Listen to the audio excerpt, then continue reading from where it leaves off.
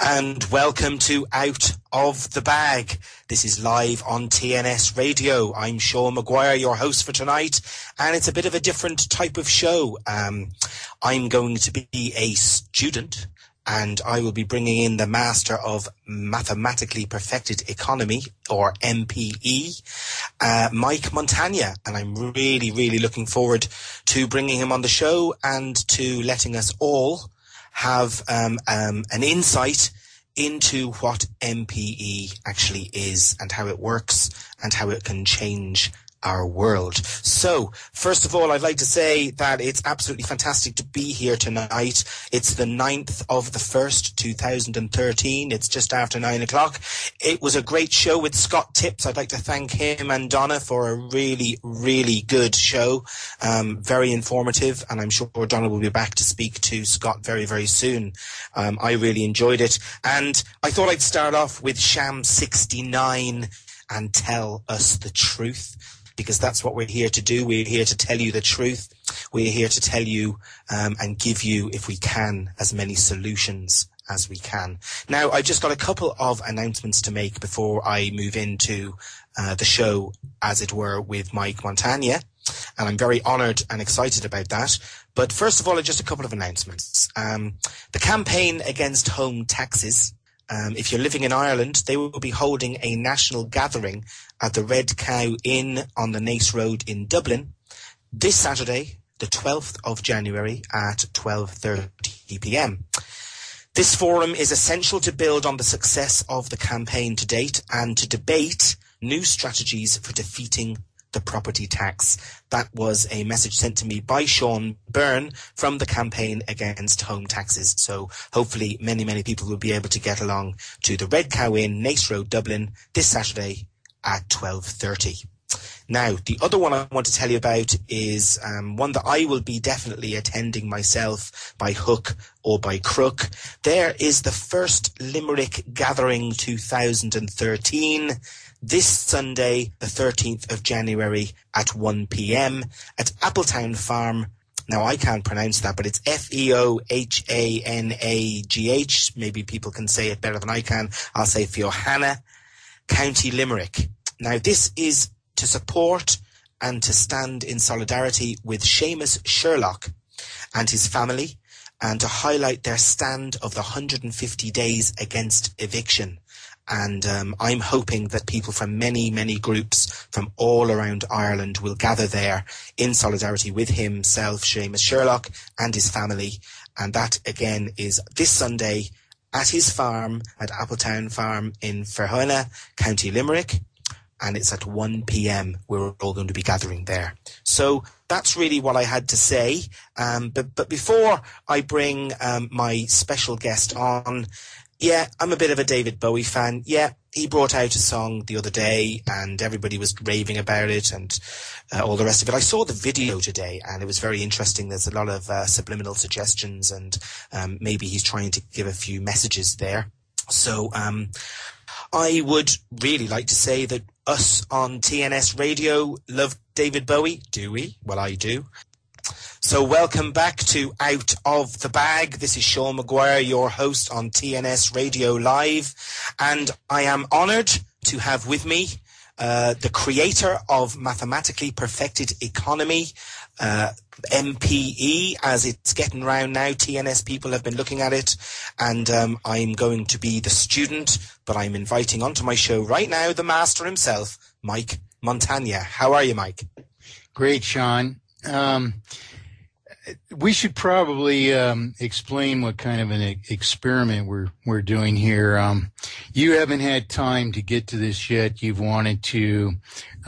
We've recently met each other, and we just came up with an idea that you'd volunteer to be the trial student live. Where we take you through this whole process. Well, Mike, I'm honoured to do that, and I just wanted to say to the listeners, I have been looking into it slightly, but what I have found is that a lot of people out there are finding it very hard to get their heads around it, Mike. Now, I don't know why. Why is that? Could there be a reason for that? Well, let's get out of the way what are my own faults there. If you were to go to my former web pages, they're actually not intended for teaching this, and there's a number of reasons. There's a long history where Mario Sikorsky had come to California from Poland, joined the Ron Paul campaign to see if he couldn't personally make inroads to communicating with the Paul campaign. They promised to hear us out. I spoke to some of the highest people, and then they just let us on without ever connecting. And finally, I turned against them. I had revised my site to support the Paul campaign. I was halfway across the country away from my work for months. And I basically reconstructed my website more or less as it had been before. Now, there are articles which you can find there because there's over 200 articles which give it to you in densified form. On every page, there's a definition, but that site is not really intended to be a teaching vehicle, in part because it has to be for more intellectual people because of the plans and strategies that we have for establishing mathematically perfected economy in the world. We are imitated at every turn, and everything that we disclose is imitated immediately, not by one or dozens or hundreds, but literally thousands and even millions of web presences. So in part, unfortunately, that site, because it isn't the vehicle to deploy our strategy, has never been intended to be a teaching vehicle. People like Vin have gone there and, gleaned it, gone over it completely before they contacted me, and they realized that, it's the only authentic account of our issues. It's the only proven resolution of our issues. And, my adversaries, for example, will say, like Paul Grignon said this just yesterday in an email, that he searched the whole site and he's never found a proof. Well, I'm very familiar with mathematic proofs, the rigors and requisites of them.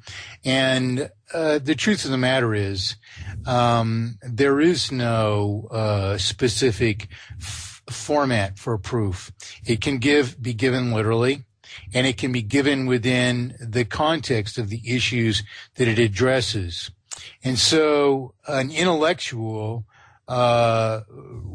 realizes the proof is embedded in literal material in the very form it's intended to be. He's saying this only hoping to renounce us by making this statement. But he's agreed to debate mathematically perfected economy, although it looks like he's attempting from the beginning to wiggle out, but he's declared online that he would love to debate me. So we're attempting to pave the way every way for him to do so, and I hope, of course, that he will. Anyway, so on the one hand, the material that's online at perfecteconomy.com is really not intended to be a teaching vehicle. It's more or less a political position, which invalidates the contradictory propositions of our adversaries and so forth. Okay, so Mike, if you don't mind me saying, so there's a lot of confusion out there, and there's a lot of people that are taking maybe bits and bobs and using it in their own way, and that's caused a lot of confusion over the time. So maybe in this 3 hours, in this show that I'm honored to have you on, we can simplify that, and I don't mean to say that in a bad way, because I know that, don't want to be simple. I'm a simple poet. I want to leave it at that. But for this, we want to make sure that we understand it fully and are able to maybe move on, tell people about it, and utilize it in the future, especially here in Ireland. Well, that, of course, was our object. But you asked me, why people have the confusion. So in part, I'm contributing to that through perfecteconomy.com because I've withdrawn a lot of information from my pages. For example, Bill still reproduces a purported history, which he borrows from my parable of perfect economy, my quotes of Jefferson and Franklin, which were never said by either, as his assumption that these things were history, and he pretends to have dug these things up in his own research. Now, that's my material, and Parable of Perfect Economy was originally given in the context of a history which is not true. It's a story. That's why it's called Parable of Perfect Economy. And after Jacques Jaquerin plagiarized that in the book Debt Virus in the early 1990s. I think he came out with it in 1994. He wrote me about my Parable of Perfect Economy a year earlier. He was quite the jerk about it. He had quite an attitude. I gave him cryptic answers because it was a very suspicious contact. And then a year later, he comes out with this book, which is my thesis, pretending it's his. And this was the beginning of major plagiarism of my work. And basically, there was no resistance to interest. Interest was assumed. In fact, usury is redefined in all modern dictionaries to be an excessive rate of interest. And they assume that this is just some given value. It's usually approximately 6%. But there's no method of determining what's excessive. And my work proves that any rate of interest is inherently terminal because it imposes an implicit obligation to maintain a vital circulation, which is comprised of principal, from which we're paying principal and interest, which in turn forces us to reborrow what we're paying out of the circulation because we have to maintain that circulation in order to sustain the industry and commerce, which are obliged to continue servicing the initial debts of the system.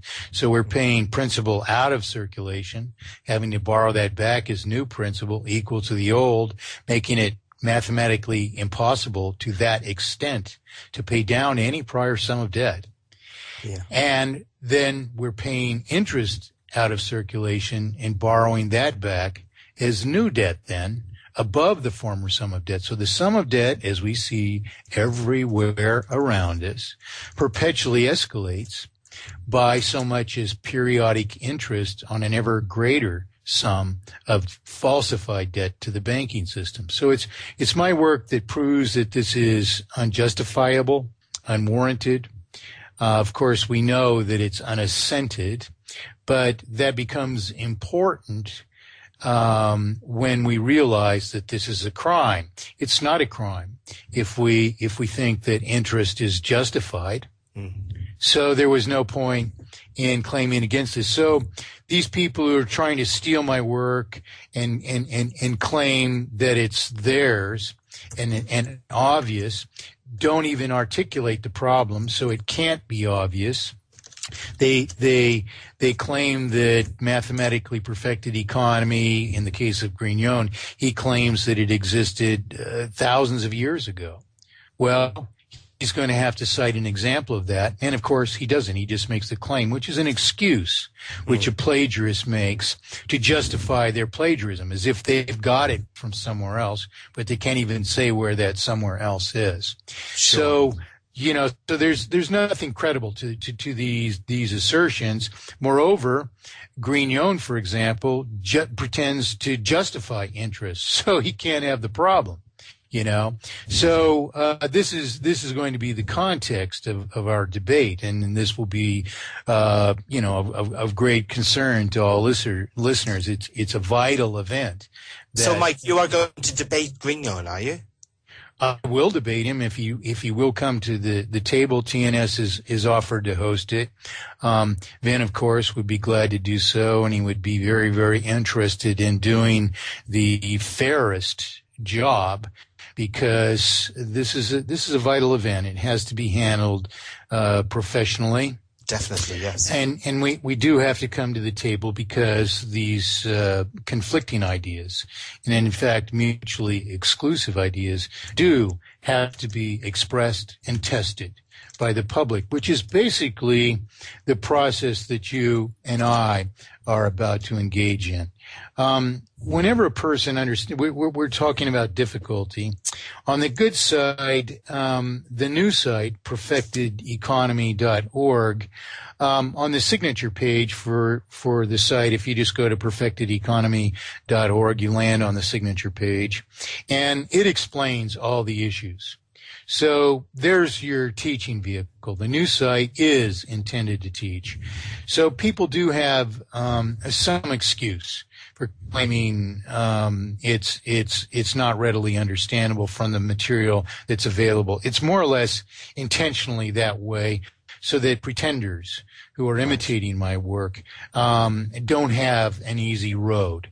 If you're very inclined to understand it, like Vin was, and like many people are who eventually become very good friends with me, we have an intimate group of intellectuals who are constantly discussing the finest nuances of how much money would be circulated, and what are the conditions for issuing promissory obligations that we have to understand insofar as the implications of the costs of computer implementations, even, which are often considered to be negligible. And while they may be negligible, we've explained, for instance, how one practice was proposed versus what I propose, because I've worked out all these things. I'm a software engineer, and software engineers actually become accustomed to handling far more difficult problems than the resolution of mathematically perfected economy on a daily basis. We fix things that are more complex on a day-to-day basis. It's preposterous to think that we can't perfect the economy. So the issues are many also. People who come to this, they think that it's going to be complicated, and they don't really give it the focus to realize how simple, in fact, it is. We say this all the time. And in truth, I remind people this to encourage them. Mathematically perfected economy is simple. In fact, it's the rudimentary way that we would determine to handle our monetary affairs between each other, if given our druthers. A problem is that we've been deceived that banking creates money and lends it into existence, which is a thing, if we think about it, is rationally and physically impossible. Yes. So, but to really grasp that, I mean, it's as if I'm just saying that, and people think, well, we're giving opinions here. No, it's not an opinion at all. And in fact, none of this is a matter of opinion, which is an important thing to understand about it. What we're really saying when we say money is it can't come into existence as a debt is to an entity which publishes it is to be understood from the facts at hand. A bank, money is ultimately a representation of entitlement. in the very least. It's a representation of an entitlement. And that's the first concern and object of our discussion, is for us to think out what money is. But money can't be that, a representation of entitlement, when it's created on the contractual obligation of one person to another person, neither of which are the creator, the purported creator of the money. In truth, that third person, the banking system, is only publishing a representation of the relationship between the first person and the second person. The first person being the obligor, the issuer of a promissory obligation, to the real creditor who gives up property for the promissory obligation. So these are not matters of opinion. These are a matter of distilling all the issues to what they actually are. And that's really the whole context of our discussion here. Yes. Any of us, and all of us, this is the thing, when the lights go out for us, this is the thing that all of us have to do. The process that we're about to go through is just going to walk through distilling all the facts to the actual fact at hand. Yes. Regardless. Mike, and also anyone that's even gone down the road of looking at what the banks are doing now and what exists, the monetary system that we are all living under, as soon as they go down there slightly, they realize how criminal it is and how awful it is and how prone to collapse it is. They more or less roughly intuit that, Sean. We are going to truly unravel how criminal it is, if indeed it is criminal, which we inevitably understand, but which in fact we underestimate unless we go through the process of resolving all of these few facts to the actual facts at hand. So this is the process, basically. Okay. That I'm really looking forward to this, Nick. This is the process that all of us have to go through. So first thing for us to discuss is what is knowledge, and we have to put that word in double quotes whenever we say it, because knowledge, in truth, is a theorem. The only things that men know are are in finite systems with finite operations and therefore finite outcome. And generally, those are systems which are devised by man. All things beyond the systems that are devised by man, that is, that have finite elements, finite rules, and operations, all other things appear to be relative.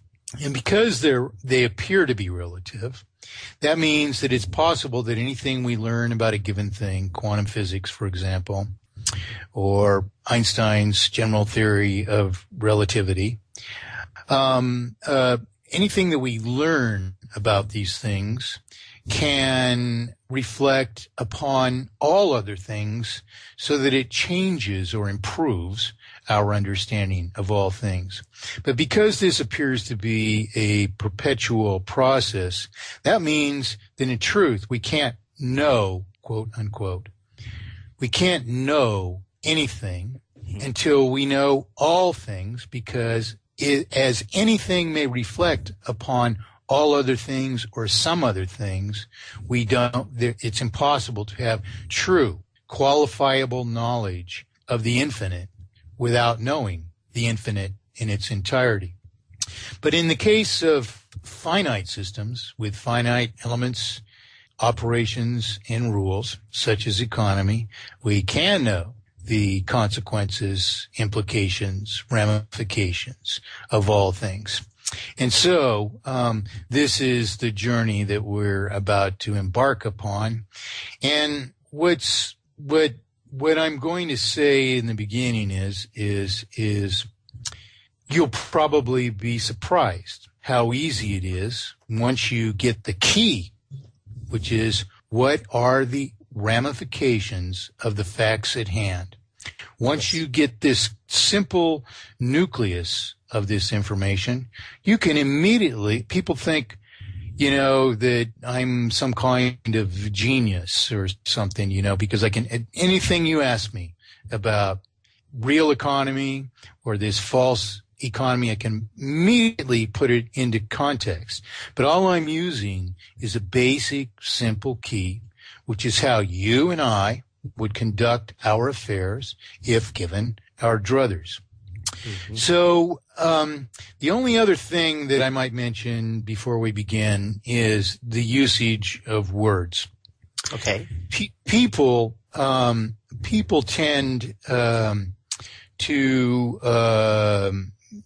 many people, probably most people, tend to turn off as soon as they hear a word which is unfamiliar to them. We tend, in this modern world, in the midst of an age of information, to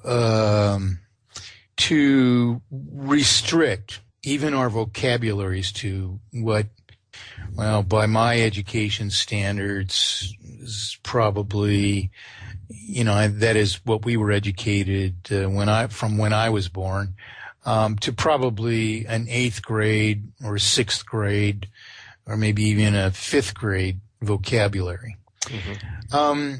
The thing is, anything that is worth understanding justifies its vocabulary, particularly if its words are carefully chosen.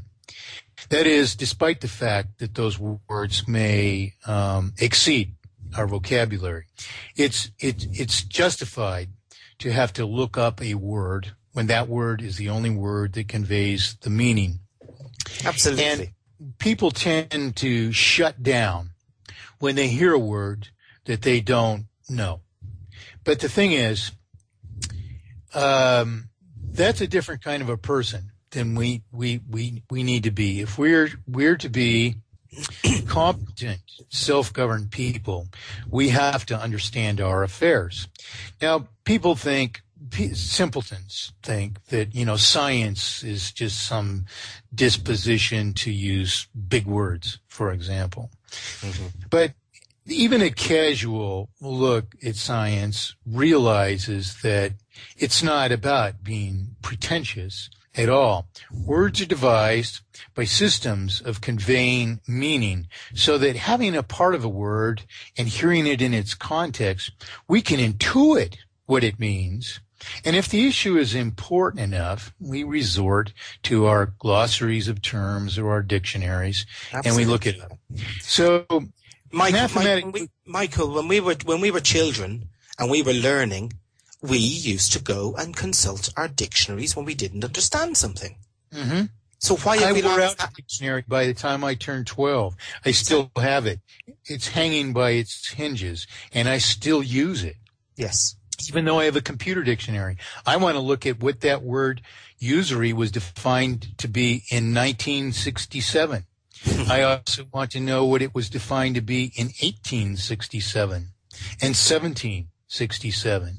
You see, I look at lots of dictionaries, and it's amazing the things you discover about purported economy and usury, even when you do so. I mean, absolutely. Hairs up on the back of my neck and my shoulders right now to think of what I've discovered by comparing dictionaries through the ages. What was done to our words and by whom? Absolutely. And look what they're doing. Look what they're doing in the courts of law, using legalese that they know people won't understand in different languages. That's exactly what they're doing to control people. So let's not be controlled by that fear of words. And language is the freedom to free ourselves from that control of words. We have to understand how the words are used or misused in order to resolve our situations. And this is true particularly about economy. But what many people do, and I'm prefacing this because I'm heading off the charge at the pass, so to speak. Many people turn off at the terminology. But They have no idea how much work has gone into conceiving of terms which are important. And it's worthwhile to give a few minutes to this topic because we're going to finish Mathematically Perfected Economy faster than you have anticipated. Right. These words are vital.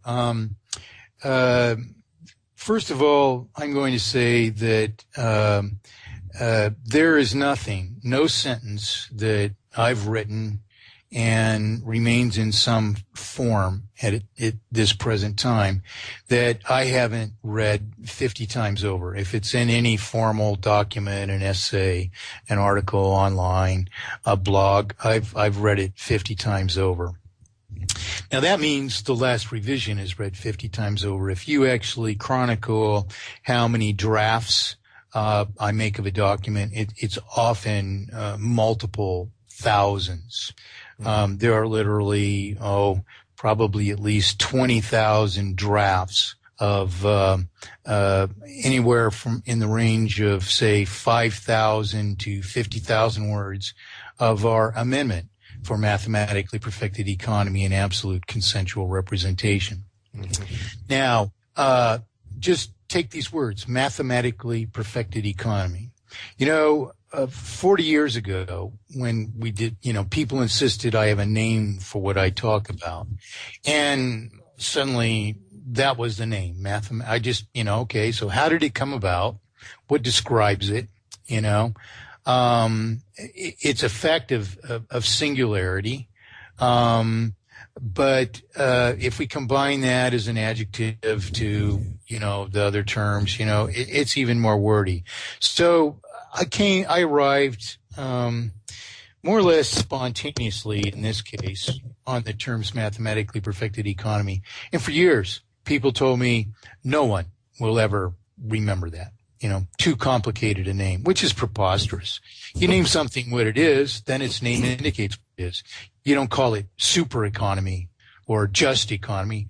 I mean, we know what just economy implies, but is it a fact? Now, if I say Mathematically Perfected Economy, that sounds a bit audacious, in fact, but it's stupid to think that because, what are the issues? And are those issues impossible to resolve? Well, most people can't even identify the issues, so they're only guessing, and it's a terrible guess to think that mathematic perfection of economy is impossible, because the only way you can even make an educated guess is at least to ascertain what the issues are. And I resolve those to volumetric or dispositional improprieties. There's two more words that we don't like, all right? Volumetric. What does that mean? The volume of money. It refers to the volume of the money. The volume of the money can be wrong. Now, we have a standard definition in economics, all of us who have even the most rudimentary education in economics. That is, we might have had an 8th grade class on economics, or we might have had a high school class on basic economics. And one of the very first pairs of terms that were taught us was inflation and deflation. And so this definition refers, in fact, to volumetric improprieties. And the definitions of inflation and deflation were an increase or a decrease, respectively, of circulation, that is, how much money exists, per represented property. I prefer to say that the traditional definition was per goods and services, but I prefer to say per represented property because the rest of our definitions are more readily understood if we more accurately define what this increase or decrease in proportion actually refers to. So we have an increase or a decrease being inflation, circulatory inflation, or circulatory deflation. What is the solution to that? You asked me that question when I was 6 or 7 years old. And yes, I was in college algebra at that age, but I could answer that question immediately. And all of children can answer this question. If one thing is an increase and the other thing is a decrease, what is the solution? What is neither of those things? If both of those things are bad, what is neither of them to keep it equal? Always. Yeah. You know, it's a really stupid question. It's so stupid and basic. We want to stumble, that the answer might be really tricky because we've never had the answer.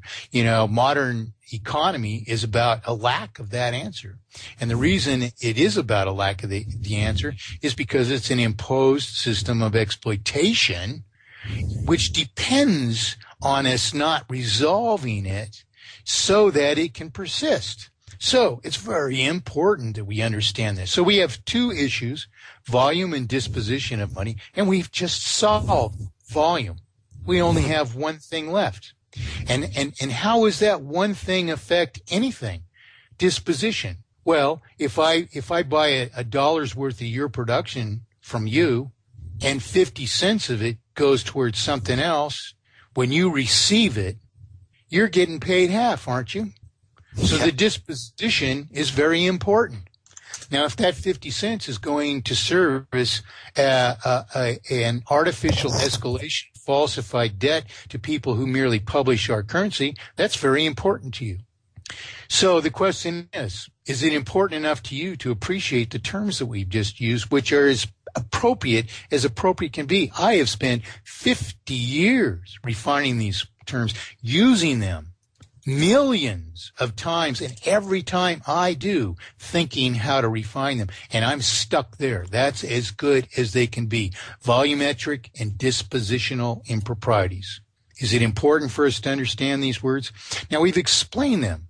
We've given their full context and meaning, and yet people turn off about the words. But the words, in truth, are the turn on, because this is the revelation of the words, the revelation that we can't have without them. So the words are very important. And so as we go through this simple process, the words are important. We sometimes, because it's a matter of tradition, more or less, in speaking, we don't generally indicate exactly what the scope of the words is. Like I just didn't say, for example, that maldisposition inherently in a banking system is interest.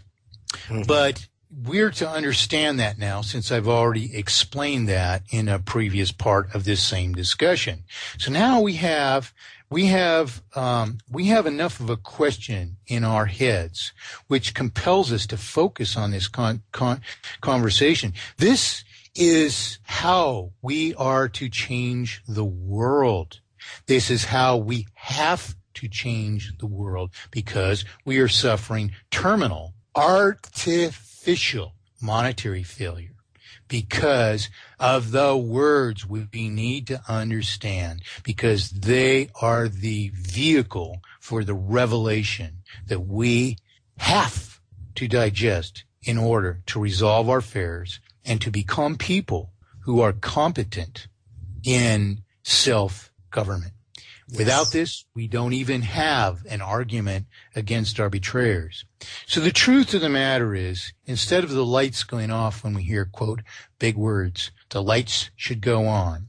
Everyone in 50 years who's wrestled with me over the words has lost. No one yet has thought of a better term. And I use people. Ruth Phillips in France, for example, has served as editor for a lot of my work. And we wrestled over the words in the beginning. It was just a wrestling match over the words, where she's an English teacher and she suggested refinements, or I didn't mean this, or I wasn't saying it correctly.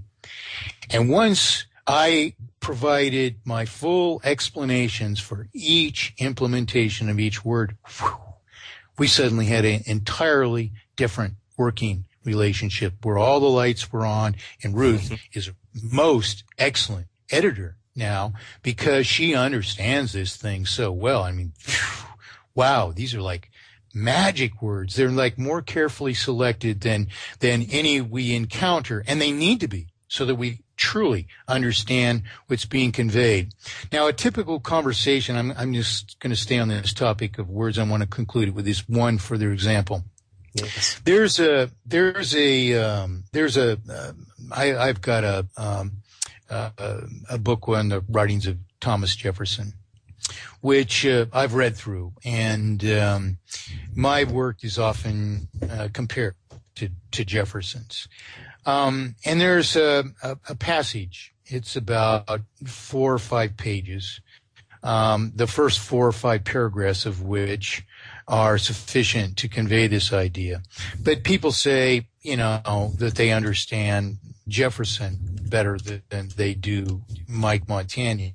Well, this passage, Jefferson goes on and on and on, and he uses words which are far beyond normal vocabulary. I mean, Jefferson uses words that I have to pick up the dictionary on a regular basis, and I have a, relatively expansive vocabulary only because I place no limitations on it. I consider a vocabulary decidedly necessary to negotiate my work. I mean, largely I've worked my life as a software engineer. And if there's a new term, you have to understand not only what the term basically means, but in truth, you have to understand the entire technology that it represents. So I can't have any adversity to terms, but none of us can be averse to terminology. And the thing that should compel us to master it is its importance. Anyway, this passage of Jefferson that I have, which I just opened one day and I just looked for something, found this in the midst of one of these discussions about big words. And this is among our insiders, our private Skype discussion groups, and there are many very, very good people in our groups. So I bring out this Jefferson and I read the first sentence and I ask what it means. And it's a huge sentence and it's truly unintelligible. And then, you go through it and you try and decipher it from the rest. And 4 or 5 paragraphs into this, you've got nothing. And it's completely, equivocal in terms of resolving anything. And then we've had this big war. I've had it with quite a few people over these passages of Jefferson. Then I explain how if Jefferson he's referring to whole paragraphs and multiple paragraphs by reference, and you're not even sure exactly what it's referring to. But the whole problem is that the terms weren't devised to represent those things, so that we had an explicit thing that we're representing with just a few words. And so I show how to reduce all this to what few things I do. Mathematically perfected economy is explained often in my work in as little as a few sentences, in terms of its ramifications and implications toward all things. People have written whole 700-page and 1,000-page books about these kinds of things. Even my imitators have written books that big and have never given the problem or its answer yet, you see. And so that's the difference. The communication is a bit densified. It depends on words, but the context that the words are given in is more or less self-explanatory. I'm not going to say that it's absolutely self-explanatory. It compels asking what the word is, but we will stop and we will define terms as we go here. So without further ado, then, I suppose, we may as well begin. And let's not worry. I will be your safety net. There's no embarrassment to be endured over this or anything. This is a simple lesson between a student and a pupil. And because it's important to all of us to understand how natural the answers are. I'm going to prefer to teach in the style of Socrates. Okay. That is, rather than giving you this information, I'm going to try and ask you questions, which are the very questions that you would have to evaluate to actually, quote, know these things. We are talking about a finite system with finite rules and finite operations. So we can, in fact, know these things. In fact, people intuitively know all these things. We're just going to dredge them up from your cognizance as they actually exist to you now, as doubts. But we're going to resolve exactly what the doubt is, what exactly is the answer to resolving your doubts. And it's going to be hopefully a simple process. I don't have in the end, I probably follow a standard pattern, but I don't even resolve that pattern to some definite thing. I just start out somewhere. So the first question, Sean, in understanding what we're not even going to call mathematically perfected economy yet, but we understand that we represent something with money and that something goes wrong with this system so that we're put out of work. Industry is destroyed. It's made defeasant, dysfunctional. We can't afford to maintain a standard of living we are fully capable of. We're put out of work when we could continue working. We haven't consumed all of the resources around us. So the problem has to exist somewhere. Now, if we're to find any kind of the answer to whatever problem is, we can start from the top. The most outer reaches of all the, veils that are put over things which might be deceptions, or they might be truths, but we haven't penetrated them. We can start from the outside, but to discover all of the problems, we have to get to the root. Yes. So the most expeditious or efficient manner of resolving the fact at hand is to start at the root, always. So this is a pattern for all of us to understand any issue. Start at the root and work outward. Don't start at the outward branches and the leaf falls off and it doesn't have its connection to the branch it came from is no longer, obvious. Start at the root and understand the whole entity. So the first thing that I'm going to ask you is, what is money? And I want to explain, first of all, that money, of course, isn't just a given thing. We have, under this obfuscation of our currency, we have the money of banking. Mm-hmm. We have money as coins or commodities. We have digital money. We have all these different kinds of money. When I ask you this question, what is money?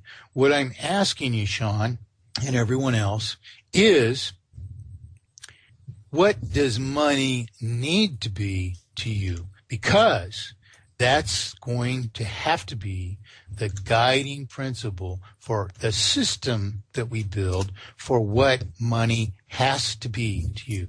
So the question really is, what does money have to be to you?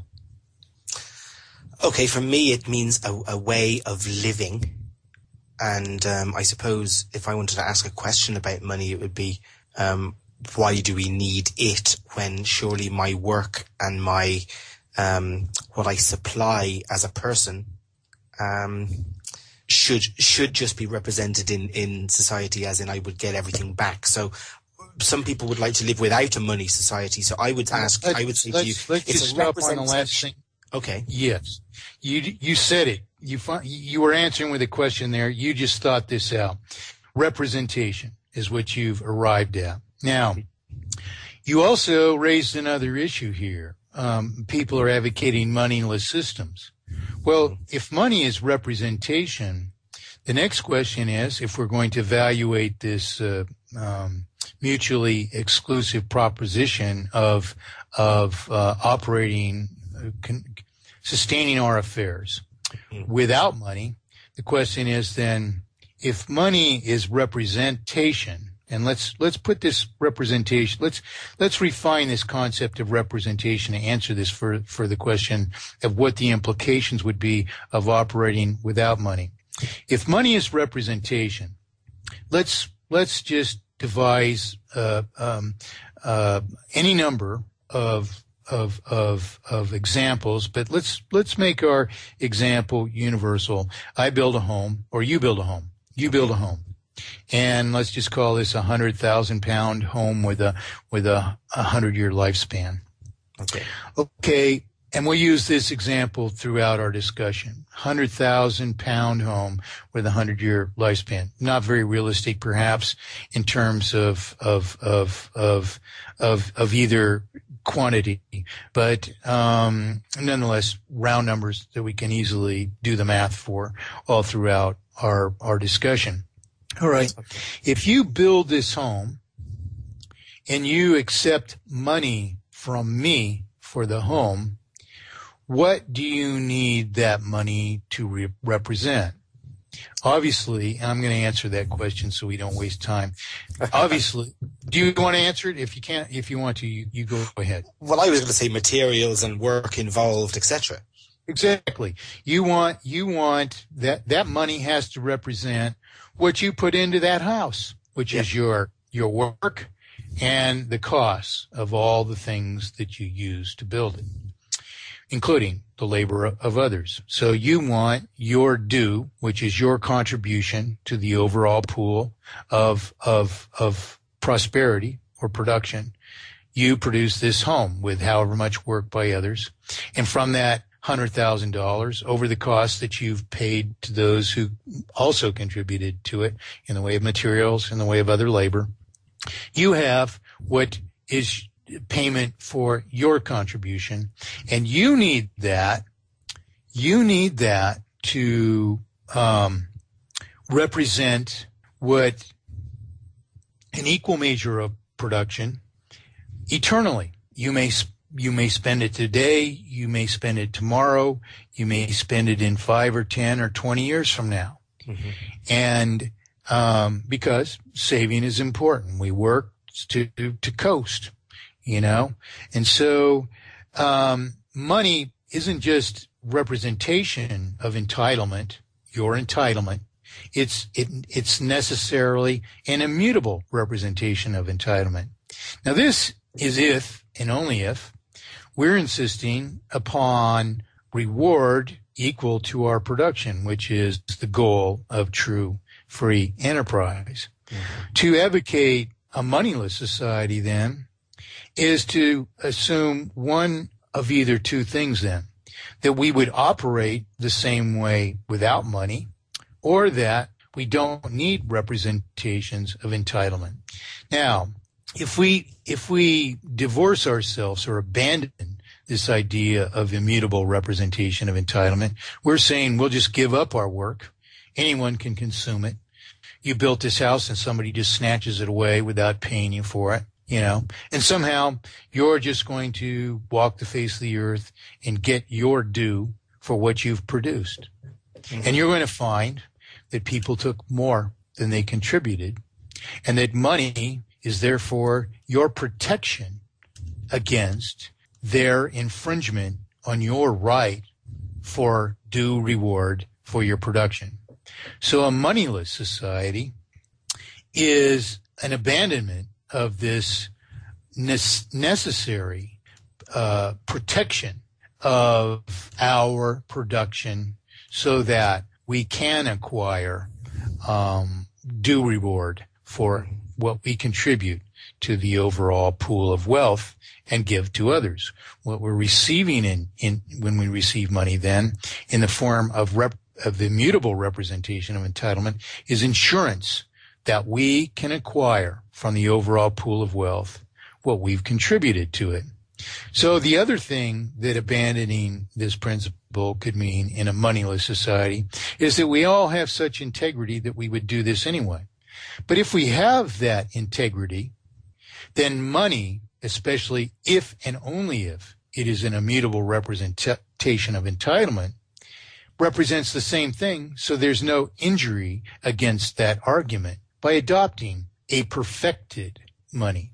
Okay. Now, by a perfected money, what do we mean? The only further issue here, since we've already established what money has to be if it serves you, is how you're going to acquire so much of the production of others for what production you've given up to do so. And this means that the volume and disposition of money have to be solved. So now I'm going to ask you the question that we've already answered, but we're going to put it in the context of our concern here. There has to be a volume of money that represents your entitlement, okay? So this means that the volume of a circulation is critical to you receiving or even having representation of entitlement. If only 1 pound exists and you require 100,000 pounds of representation, you see, you're deprived of immutable representation of entitlement. It can't exist. I have a question, Mike. A bit of confusion that's just popped into my head. I can understand the connection of costings, as in, bricks and mortar and all the rest of it. But how does one put a cost on someone's worth, on someone's work? We do this ourselves. Okay. And you can answer that question because the question is, when you go to the store and you purchase something, and your wages stay the same, for example, or relatively the same, and the cost of the things that you regularly purchased 10 years ago, now, and 10 years into the future is escalating at an escalating rate, you understand that this is an offense against you, that it's an injury. Yes. Are those people doing more work to harvest the pear that you just bought? No. Generally, in fact, as we modernize our industry, they're in fact doing less, and less human labor is even involved. There are machines that go and pick the tree, and those machines are more conducive to the producer of the pear because they cost less in the long run than employing human labor. But having said that, there's an investment in the machinery? Well, of course there is, but it's costing less overall. The question is, the issue here is that you perceive that since your wages are, let's say they're static, they don't change, and the cost of things is increasing. Well, this is a problem to you because obviously if they could increase infinitely, which is the direction they're pointed, they breach at some point along the way to infinity that you can no longer afford them. If you make $1,000, 1,000 pounds a week, and you eat a pear a week, and the cost of a pear exceeds $1,000 eventually, or 1,000 pounds eventually, you can no longer afford to eat a pear a week. Mm-hmm. You don't eat any pears. You have other costs. You see. Thank you. So you're seeing in the cost of pears, you're seeing a breach of the principle of just reward for your production. If 10 years ago you could readily afford to eat a pear a day and it wasn't even an issue, and now 10 years later, not only are they so expensive that you think twice about buying one, but they're of much poorer quality. They're harvested 2 weeks before they ought to be, so they won't bruise in shipment and so on and so forth. None ever ripen on a tree. They don't have any flavor. They're hard. They're not even what a real pear is like. You've been deprived of all that. The quality has gone down tremendously, and the cost has gone up so much that the cost itself is preclusive. You are really realizing an injury. All right. So given our druthers then, okay, if we are going to resolve, okay, what is the value of any given thing? What do we do? When you offer this 1,000-pound house to me, it has hard costs. Okay, it's materials and reasonable cost of the labor that you hired out and the reasonable cost of your labor are all involved in this.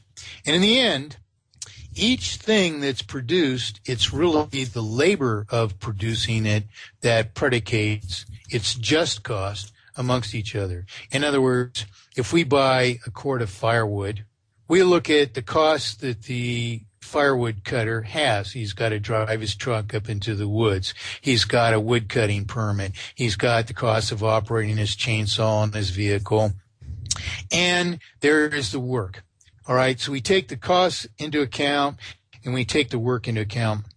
And if he says he wants 2,500 pounds for a cord of wood, we think immediately that that's unjustifiable because he's going to make many times the wages that we do.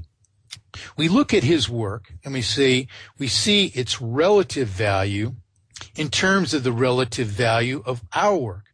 So we take our reward, our wages for our work, and we think, well, this job is very hard and dirty that he's doing, and it does have a lot of risks. And, all these things weigh out, but it, doesn't take a genius to cut wood, and a decent day's wages ought to be this. And we resolve that cord of wood should be, in today's money, perhaps 100 pounds. That's what we ought to be paying for a cord of wood, given the availability of the wood, how far he's got to drive for it, all the things that we consider. So what are we doing then? We are always just determining the just value of money and property. And this is actually our intent in a system of true free enterprise. We want to be able to determine, okay, well, this work is hard, and I'm willing to pay 100 pounds for a cord of wood. We don't want government to say that, firewood is getting too expensive for those who consume it. So we'll make the maximum price for a cord of wood 50 pounds, which nullifies just reward to all wood producers. And the wood producers disappear then because they can't afford to maintain, to stay in business. There has to be just reward, and we have to determine what that is. And we in truth need to decide the value of money and property amongst ourselves, because there's no other just way of imposing generalized rules for all of these actions, which we need to assent to. And if we do assent to them, we do determine what is the just price. The issue is then how such money comes into existence that represents the entitlement of the woodcutter, that represents the entitlement of the man that produces the home, etc. You see? Yes. Now, there's only one way that we can do that. So the answer to your question is you are the decider of the value of things, and we do this today by examining the relative value of others' wages for their contribution to whatever is produced.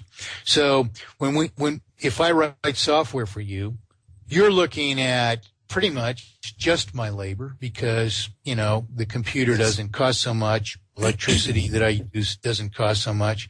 And you look at the difficulty of the work and the amount of work, and we resolve that to a wage per hour, and you decide whether this job should require that many hours, or you understand that it does require that many hours, and you decide, well, the wage, considering the difficulty compared to my work, justifies this price of the software. You decide that.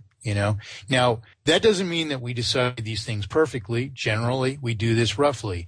If you produce this home, I look at the home and I might want to visit it during its construction and make sure that, when the walls are framed and laying on the floor, that there's as many nails in the ends of the studs as there ought to be, and that twisted lumber isn't being used, and, that it's properly, dried, so that it isn't going to twist later. And, there's certain quality control that I would be concerned with.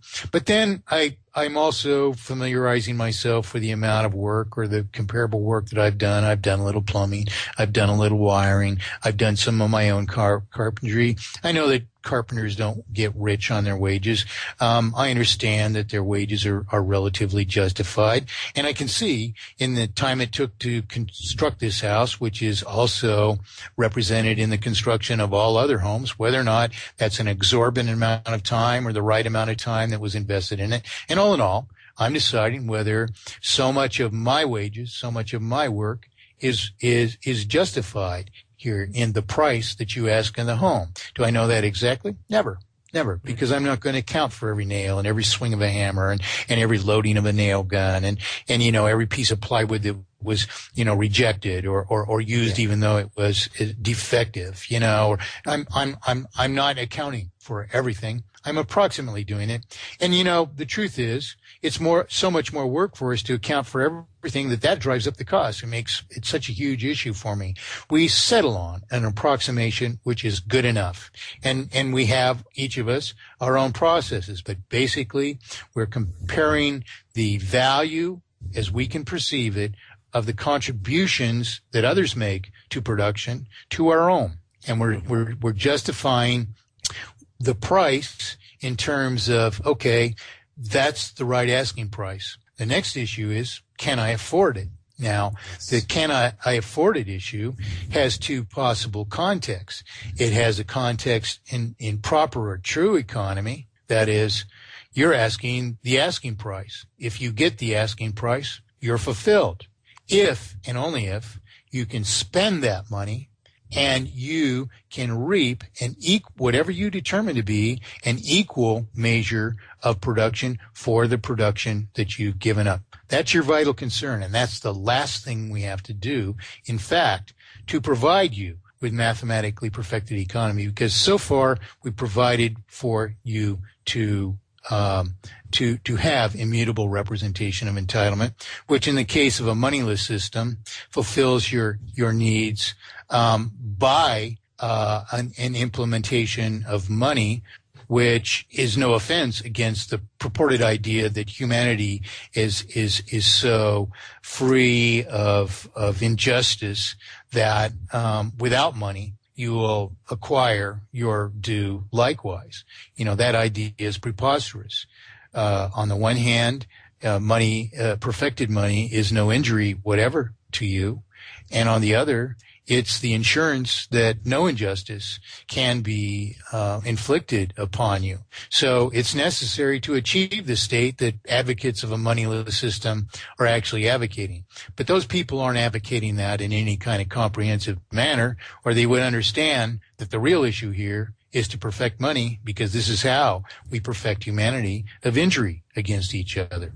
You see, so they would come full circle if they thought out all these issues likewise. And in fact, mathematically perfected economy is a perfection of the issues for which people think that a moneyless system might serve us.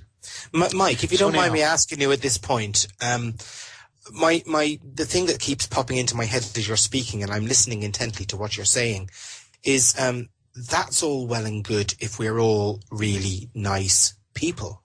But in a moneyless system, you mean, or in mathematically perfected? Yeah, in mathematically perfected economy. Put it this way: I know what I want in life. Okay, if I wanted to give a worth to my work and whatever I supply to humanity in my community, I only want my children fed and schooled and my home heated and with me and not in debt, etc. I know I don't really want a lot, but I do look out into the world and see so many people wanting so much. How do we deal with that situation when people are going to overprice their worth?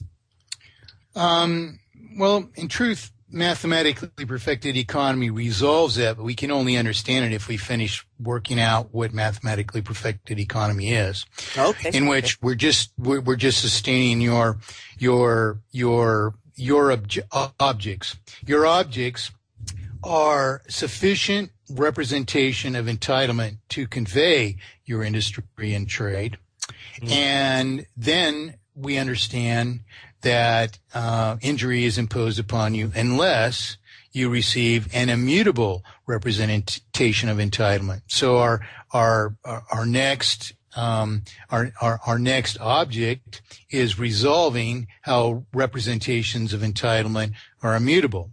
Now, to skip ahead to your answer, now we're confusing our audience because we're going out of sequence here, But well, you take it back. You take it back into.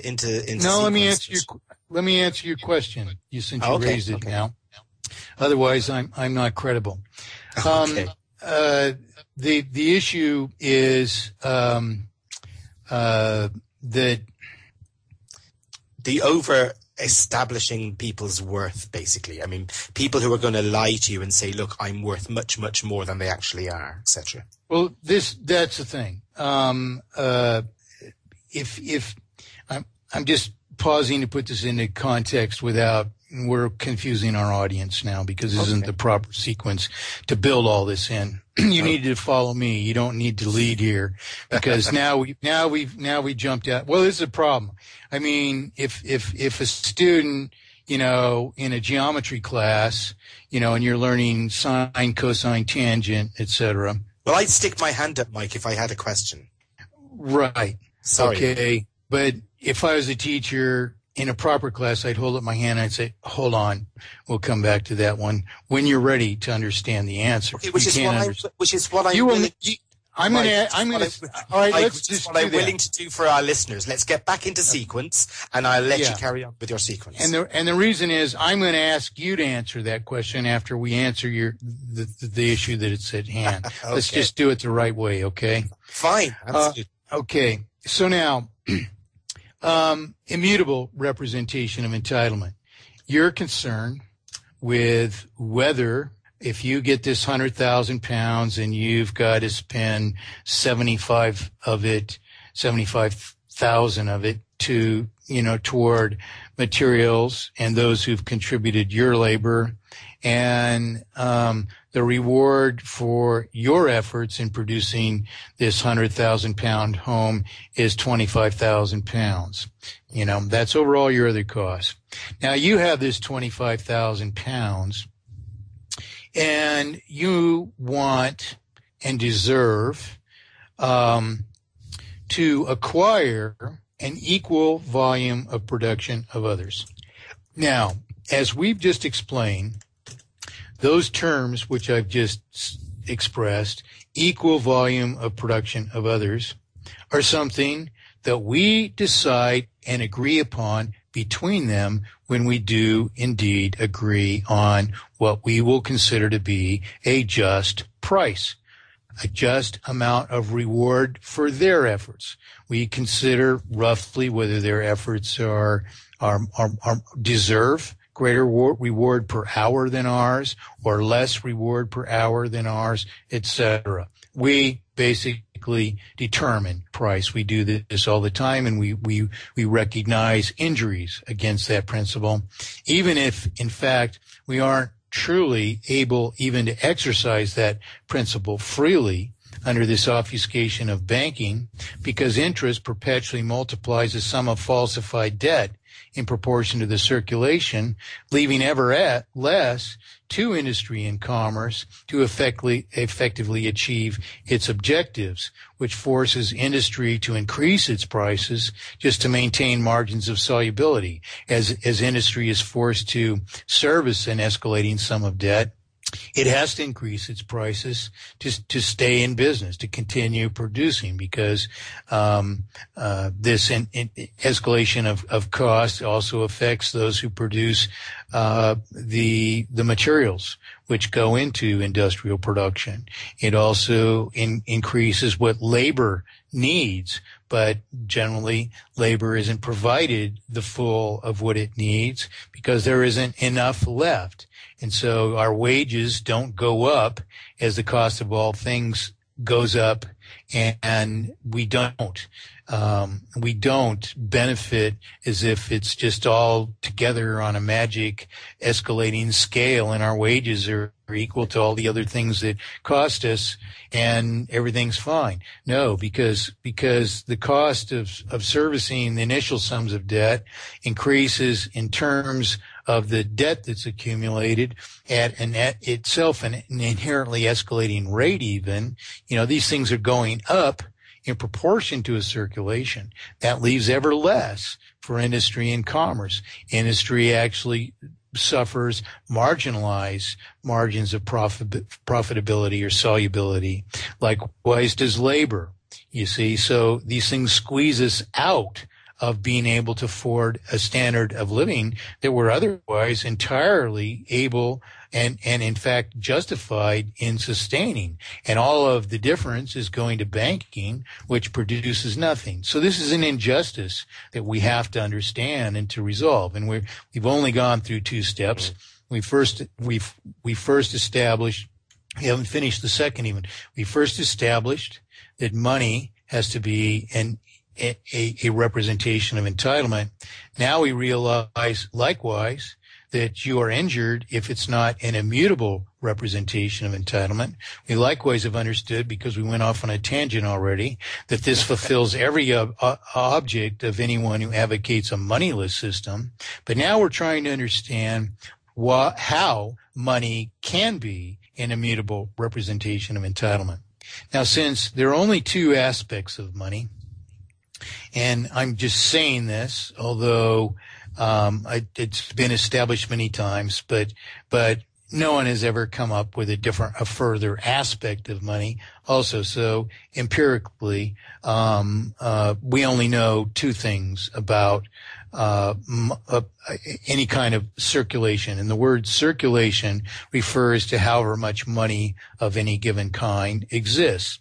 Mm-hmm. If there's $1 million in circulation, then the circulation is $1 million.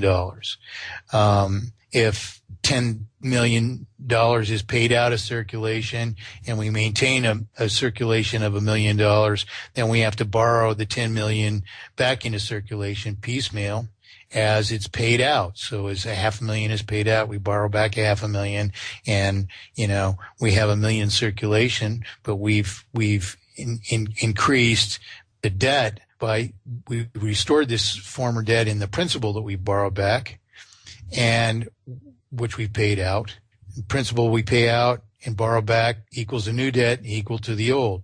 The interest that we pay back is what the debt's increased. So as we paid $500,000 in interest and principal, with $250,000 being each, we borrow back $250,000 in principal, restoring the $250,000 a debt we would otherwise have resolved, and we borrowed back $250,000 in interest, which didn't count any against the prior sum of debt. And since we borrowed it, it's a new debt then. And so we've increased the debt by $250,000 in interest. So as this happens period by period, we might have $1 million in circulation, but it's perpetually increasing by so much as periodic interest on an ever greater sum of debt. So as the sum of debt is getting greater and greater and greater, we're paying more principal and we're paying more interest as well, provided any rate of interest. And yet, since the interest on a greater sum of debt is greater than the interest on a lesser sum of debt, therefore, though we have $1 million circulation the whole while, because we're borrowing more interest back on a greater sum of debt, the sum of debt is increasing at even an inherently escalating rate. And my work establishes these facts, and this is why these things are important for us to understand, because the only way we resolve this is to figure out, well, what is money? How do we make it what it is? But what is self-determined society then design money to be and sustain it? We did not invent banking.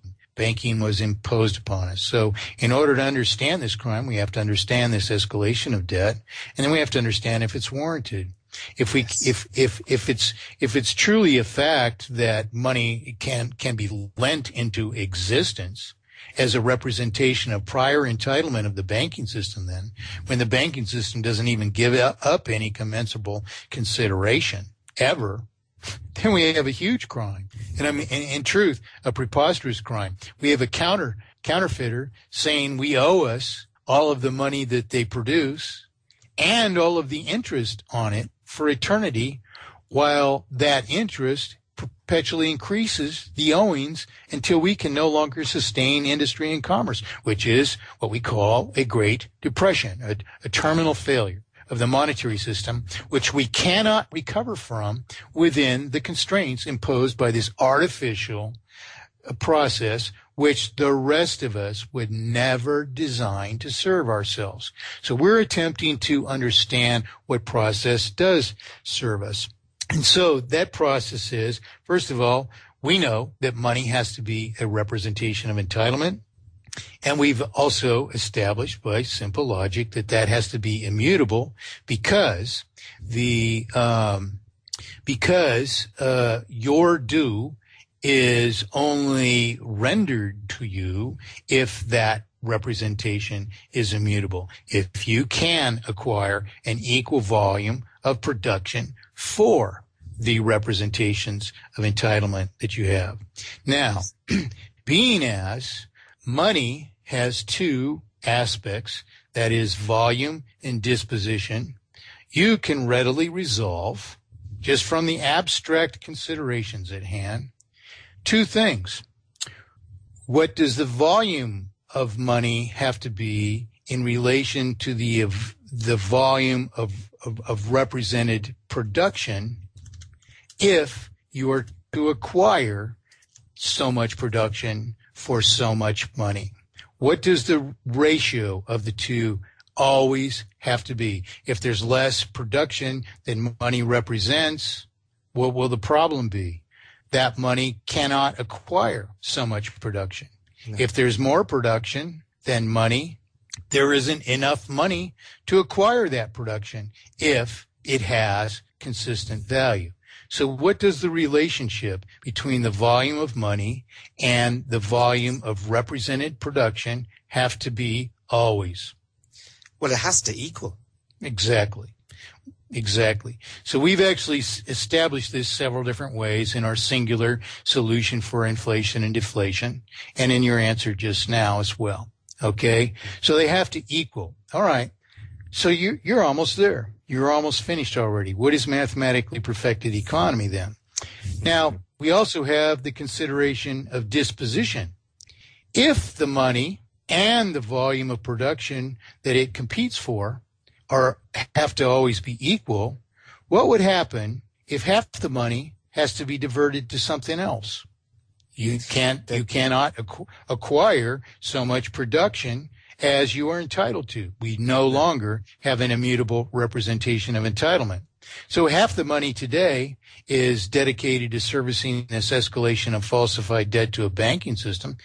We can't allow that, because this infringes on your human right. And it's a downward spiral completely, isn't it, Mike? Pardon me? It's a downward spiral completely. It just makes the money system. Oh yeah, at an escalating rate. You hit rock bottom at a very fast rate at the end, and we're actually beyond that point, and the system is artificially sustained now by federal overspending, and our bankers think they're very clever because they're tricking us into thinking we can survive a Great Depression. But all that does is suspend us at the brink and in the conditions of terminal monetary failure perpetually, so long as that works out. And it has its limitations as well. And we may suffer those limitations, and we are suffering those limitations at all times. So, and all the houses that are going into foreclosure first, presently all of the people that are dispossessed and are homeless, all the people who are the starvation that's proliferated across first world countries, which are entirely capable of sustaining far higher standards of living. The compromised standards of living that we are suffering, they're all a result of this obfuscation of our currency. Yeah. So now, because if any of this money is devoted to any other thing, you can't acquire so much production when you spend it. The provider can't give you your full due because their cost is increased by whatever the maldisposition of the currency. And under the present system, the injury of what I call maldisposition, which is disposition of the money toward anything else, is inflicted through interest and this multiplication of falsified debt at an inherently escalating and inevitably terminal rate. Yeah. So we cannot suffer volumetric impropriety, and you've already solved that issue because you've understood that they have to be equal. But so you also understand how much of the money can be diverted to something else if we preserve your right to immutable entitlement. Yeah. Zero. Well, you can't, Okay? because if you give any of it away, you're in trouble. Yeah, if a penny goes towards something else, you're deprived a penny of immutable representation of entitlement. You don't get an equal measure of the production of others. And all of this, industry and commerce, is between each other. It has no dependence, no real dependence on banking. The only reason that we depend on banking at all is because banking, through political corruption, has deprived us of the human right to immutable representation of entitlement. And that's what the fools who advocate against money don't even begin to understand. They have no argument, you see, because money is not an injury to us when money is designed to be the thing that we need it to be. So we've established, now I'm reviewing, we've established that in order to achieve immutable representation of entitlement, we have to have a perpetual one-to-one relationship between the volume of circulation, or how much entitlement is there, and the property that it represents. Okay? And we've also established that there can be no maldisposition whatsoever. Okay? That is, there can be no interest in the case of a banking system. And we're going to come back to this point because now we have to establish whether or not interest is justified. In other words, if interest is justified, then we have to suffer somehow, which should be an extreme oddity to all of us. We have to suffer terminal dispossession and dysfunctionality at the hand of banking because interest is justified, you know? So that's an incredible question. We're going to come back to it because now we have to resolve what we've realized so far into the facts at hand. If there could be no maldisposition whatsoever, if you're to have immutable representation entitlement, and if we understand that we have to have immutable representation of entitlement if we're to have monetary justice, which is a human right, we understand now. It's a human right to do business between each other as we do all other contractual relationships. Okay? So the volume has to be one-to-one, and there can be zero maldisposition. Now, we have the next question, which we haven't answered. How do we maintain a volume which is one-to-one? In other words, a volume of circulation which equals the remaining value of represented property. Yeah. Well, I can understand, Mike, where you have, the interest. It's obvious that people are adding interest and creating a problem. But where does MPE allow flexibility of, I don't know, mistakes or accident? Well, you're getting way ahead of the game now. Okay, That's something we have to. I just asked you a question, and that Okay. question is, how do we maintain? We're taking you through this. You're going through the process that we all have to do to understand either banking or mathematically perfected economy or anything else, even a moneyless society. Okay, Sure. and I've just asked you, how do we maintain a one-to-one relationship between property and money, particularly when property is consumed?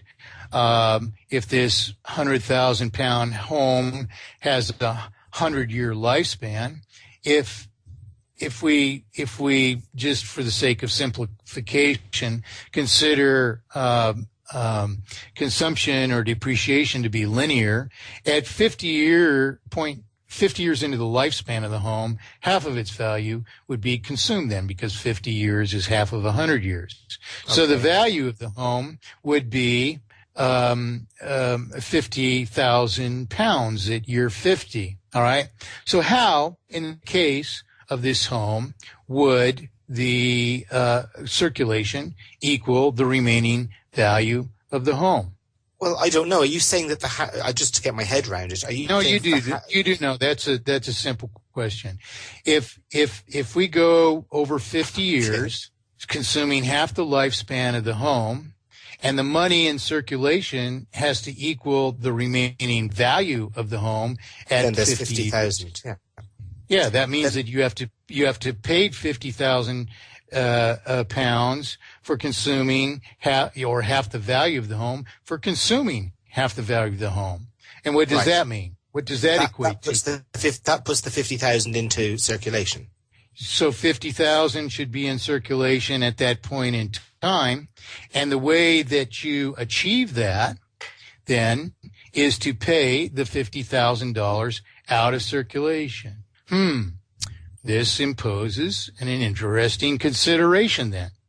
If money has to go out of circulation as we consume of each and everything that it produces in order to maintain this perpetual one-to-one relationship, which is indispensable to the immutable value of the currency, that means an obligatory schedule of payment retires principal at the rate at which we consume the related property. Wow. Okay. So we have a principle that we've established, which is an obligatory rate of payment, which is a singular solution for inflation, deflation, and maldisposition, or volumetric and dispositional impropriety.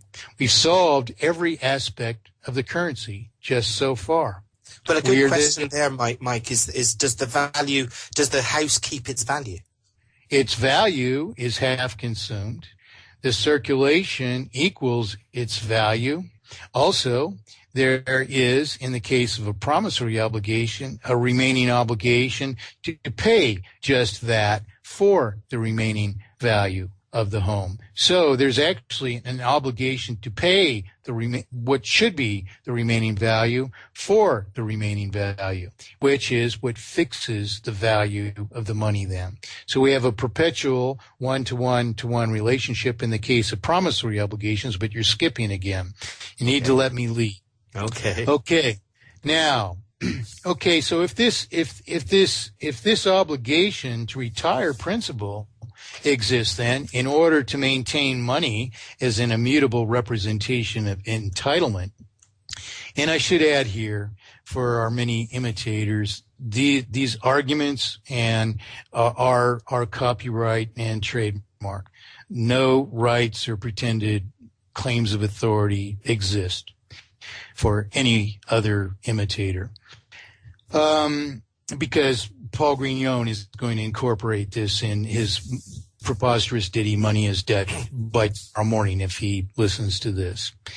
So now we have this point exists that money must be retired from circulation as we consume of the represented property. This should have you thinking. Now, but let me lead, because I'm going to ask you the question to get to the answer. And we're going to get to these other points. I'm taking mental notes of them. Okay. All right. Now, if that's the case, money's to retire, we have a question. We have a question that we have to back up to. All right, this is the it's not even the theoretical disposition of money. It's an indispensable disposition of money then. But if principal has to retire at the rate that we consume of the related property, this imposes a question of what is the necessary vehicle for this process. And it also returns us to the question, when is money created? Who is its creator? What does its creation comprise? And so we have to ask this question now. And that is... So are you asking me what vehicle is required? I'm going to build that vehicle by asking the question. Okay. You're going to build the vehicle by answering the question. The question is, when does money need to come into existence? Mm-hmm. It needs to come into existence when anything needs to be done, when something needs to be built, when work has to be done, when one has to purchase. That's exactly right. That's exactly right. Except there are two cases. In case A, if you already have the money, money doesn't have to be created. And if you don't have the money, money does have to be created. So the only time that money has to be created is when you don't have the money to sustain the particular transaction. So this actually descends, likewise, this case where money has to be created actually descends likewise to individual circumstances which depend on an obligor who doesn't have the money purchasing this £100,000 home, for example, with money that they don't have. And the reason that they don't have it is because they haven't produced and or been rewarded for their present or future production. Any combination of those, as I stated, it comprises the case where money needs to be created. It needs to be created only when there is a lack of it. And what does that money then represent? You have your obligor who doesn't have the money, who purchased this £100,000 house. £100,000 has to be created. It's paid to you, the creditor, who give up money. And what does that money represent then? What is the vehicle? Well, it's the property. No, the money is a vehicle, is a promissory obligation. Because that money has to represent immutable entitlement, it has to be an immutable representation of title. So a person with no money at all is given a promissory note, if you like, for the amount of the cost of the house, so that he can then pay. Whoa! You just went off on the banking tact. Okay. You just assumed a prior purported fact, which, if I asked you to justify it, you would find yourself bankrupt to do so. Okay. Yeah, I assume definitely. Yeah. Okay. Now we're stripping this down to the actual facts at hand.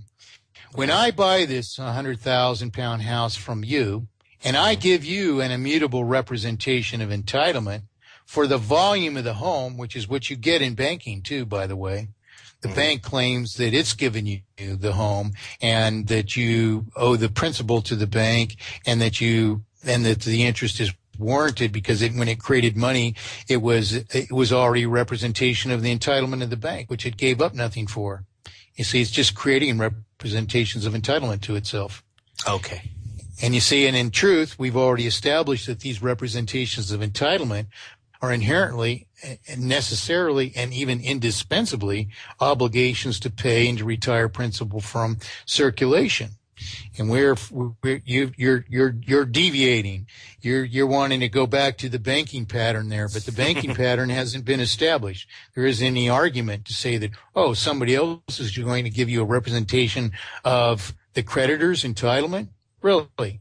Are they going to fulfill the entitlement to the creditor, or are you? No, they are not. You are. So yes. You are the actual issuer of the money.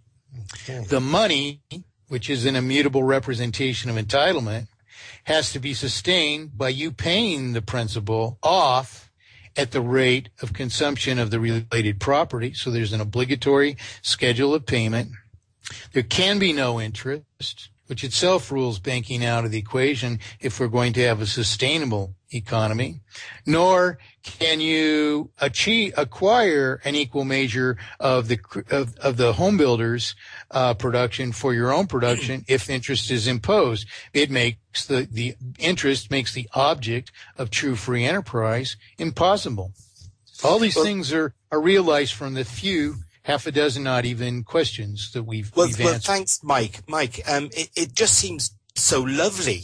Do you know what I mean? It's something that's what's hard to get around. In other words, if I wasn't in a position to have a house built for my family, and this puts me in the position to do so as long as I am able to create that money in the future to pay everybody back. Well, yeah, but the only reason that seems lovely to you, it should just seem like plain, ordinary, mundane affairs. But you have to re-examine what we've gone over yourself after we have this discussion and we develop mathematically perfected economy. We would be just a few minutes into this if we hadn't gone off on tangents and whatnot. And we haven't explained the preface into this. We basically established in just moments that money has to be an immutable representation of entitlement to serve the objects of a people.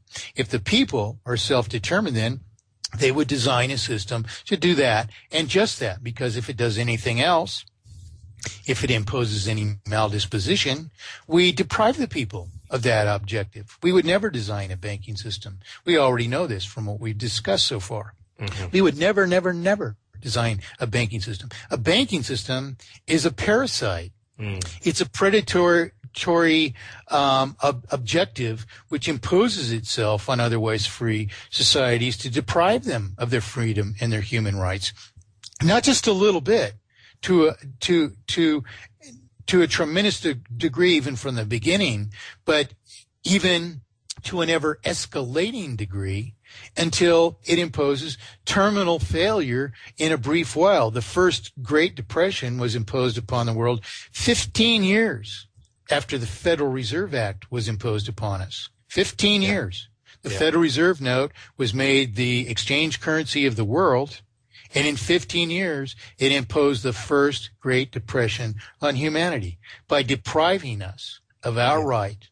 Well, Mike, Mike, I don't mean to be going off in distractions and diversions and all the rest of it, but you've got to realize that we've had centuries, if you like, of conditioning this way, where our parents were lied to and their parents were lied to, and we've been conditioned to think in this way, which is why I think my questions, I apologize if they're taking us off on a tangent, but I think that's what people are going to think, and that's why people are having difficulty getting their head around it. I think it is. But you realize then that actually each of us who do this are imposing the confusion on ourselves. It isn't mathematically perfected economy which is difficult to understand. No, I'm happy to talk about, Mike. Yeah. Yeah, I know you are, but I'm saying this for the benefit of the audience then. Mm-hmm. It's whenever we think that it's difficult to understand, what's the problem is we haven't gone at this, we haven't listened to it ever in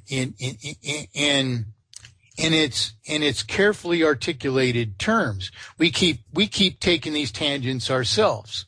When we fail to learn this, we deviate. It's just as if the teacher is teaching you, you're in a trigonometry class, and that's all about right triangles. That's all it has to do with right triangles. Tiny little aspect of geometry. Trigonometry is about calculating all the relationships in right triangles from whatever might be or might not be known about a given right triangle. So that's what trigonometry is, okay? So you're in a trigonometry class, but there's also this thing called non-Euclidean geometry, which claims that all of the rules of geometry never exist in nature. There is no such thing as a perfectly straight line. There is no such thing as a segment of a given length. There is no such thing as a given angle. There is no such thing as all these things which we use and have to use in trades, for instance. If you order something made in a sheet metal shop, and it requires so many sheets of material which come out in a certain size which predicate how it has to be built and so on and so forth. We're going to calculate the amount of material that's used in the job and the weight of the object and all this by the laws of geometry. Yes, the surface isn't perfectly flat. Yes, the thickness isn't perfectly uniform. But we understand that, and we calculate by what are, in truth, approximations. It might be within plus or minus a thousandth of an inch. And we all realize, so what? It's still a sheet. What are you trying to say? We should account for every ripple in the orange peel of a surface to actually calculate the actual amount of paint? No, we've got overspray and all this other stuff too. We can calculate this very, very accurately. Your problems with deviation and perfection are well understood. We apply geometry. you're trying to say we don't need geometry or geometry is wrong. We understand exactly how wrong our implementation of it is, but the geometry itself is in fact perfect. It's the same kind of argument that people are making, toward a moneyless society. They don't have an argument. If you're even going to go that direction, you have to first determine, well, what is money? And we have two things: an immutable representation of entitlement and anything else, anything else, a purported representation of entitlement, which in fact is not immutable. Everything else is the latter. Okay. So we compare them, and we already know that the one alone serves us. Okay. So now we have to think, all right, what does this proposition of a moneyless society then represent then? We give up immutable representation of entitlement? That's the first question, if you're going to go that direction. That's the first legitimate question you have. And immediately you realize that unless humanity is perfectly just, that immutable representation of entitlement is our only preservation of a justice, well then, immutable representation of entitlement is certainly then inflicts no injury on the proposition of a moneyless society where we purport that we're evolved enough that this justice would just exist somehow, which means that each of us would honor the principles that we're preserving in immutable representation of entitlement. I'm not going to pay you a quarter of a house for the house you provide me. I'm not going to pay you 2.5 houses either. You see, I'm going to pay you a house for a house. That's immutable representation of entitlement. So the question is that principle indispensable so we can just abandon it and go without money and everything will just work? No. That's only true if no one will breach the principle that we're still after, which is immutable representation of entitlement, unless we don't require immutable representation of entitlement. But we don't have to examine anything very deeply before we realize that we can't divorce ourselves from immutable representation of entitlement. Because if I'm operating a business at a just rate of profit, I require to be rewarded however much I am to sustain my due standard of living and to afford the costs of producing whatever I do to do so. You see? Now, if you deprive me of due reward, you compromise my standard of living, and you compromise my ability to afford the costs of my production, which puts me out of business. You can't afford to forfeit or abandon this principle of due reward, you see? And we have, likewise, that we've already established, to be able to decide this amongst each other.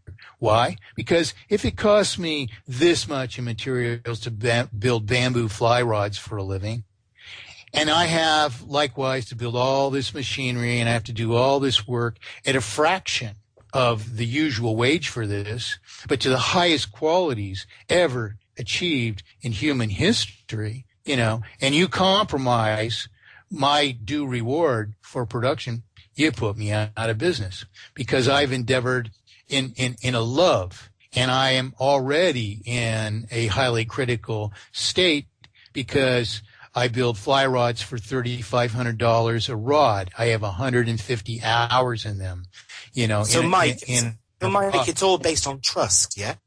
Mike, it's all based on trust.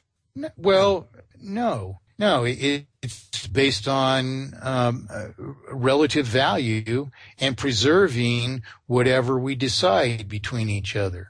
Now, trust in my book. That would be trust and respect in my book. Well, in truth, when I agree to pay £100,000 for the house you produce, you can call that trust if you want. I don't have a huge problem with it, but it isn't just trust. I am making a reasonable determination, to whatever degree I do, that my reward for my production is justified by what I'm receiving from you. Absolutely. David Ardron, it's a mutual affirmation. David Ardron in the chat box put it quite well, and it was what I was trying to say really. He says due reward, and you're saying it, due reward is earned profit, not unearned profit, such as interest or usury. Exactly. Very good, Dave. Thank you. Dave is great. Dave is one of the, foremost advocates of mathematically perfected economy. Okay, that makes sense to me, Mike. Yeah. Very well said, Dave. That's exactly it. It's just reward.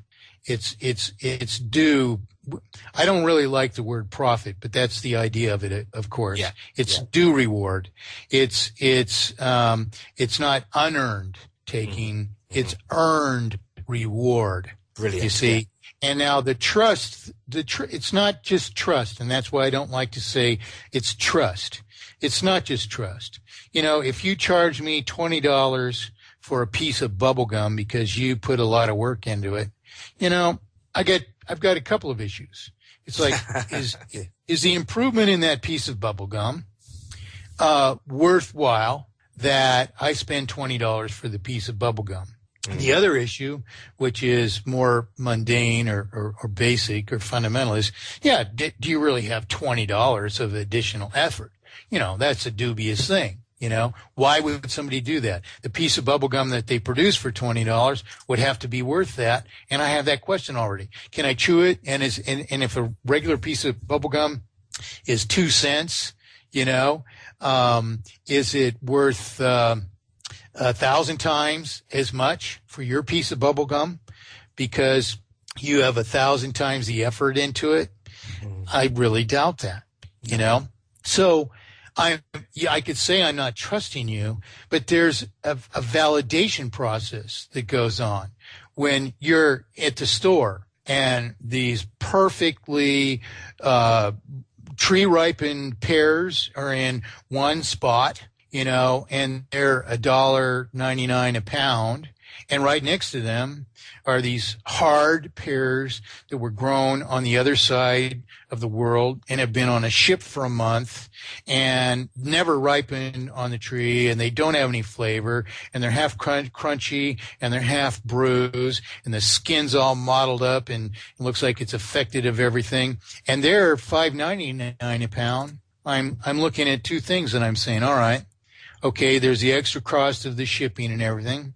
Does that really justify this pair of a fraction of the cost of this pair sitting right next to it, which is exactly what I want? I say no.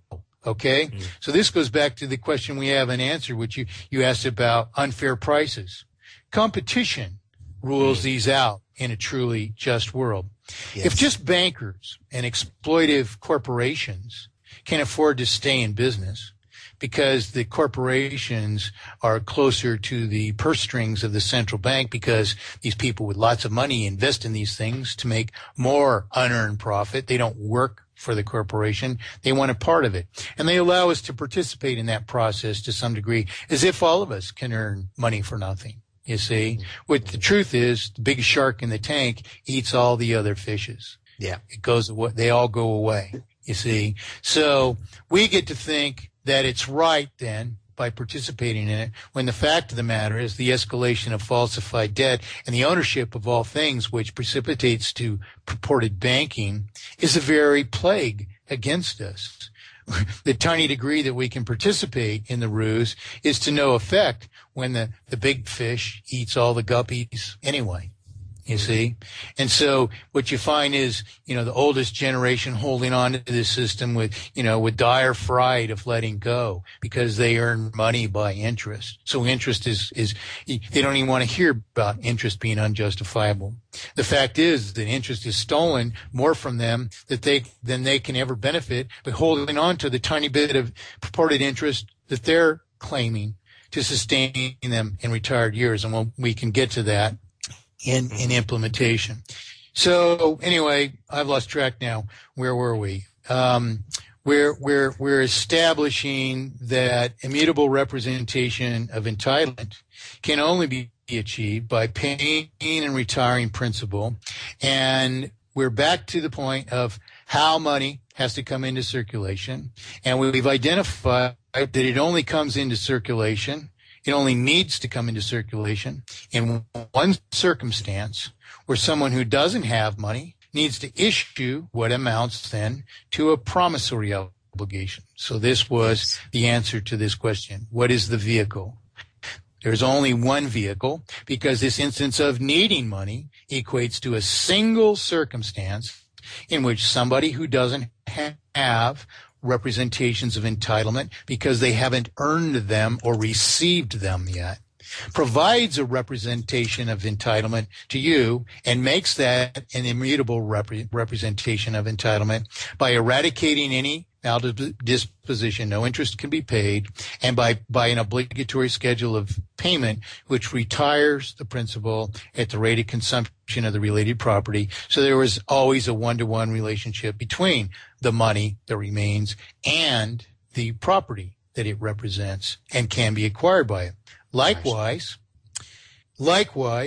a further one-to-one relationship of the remaining obligation to pay for that property as it's consumed exists.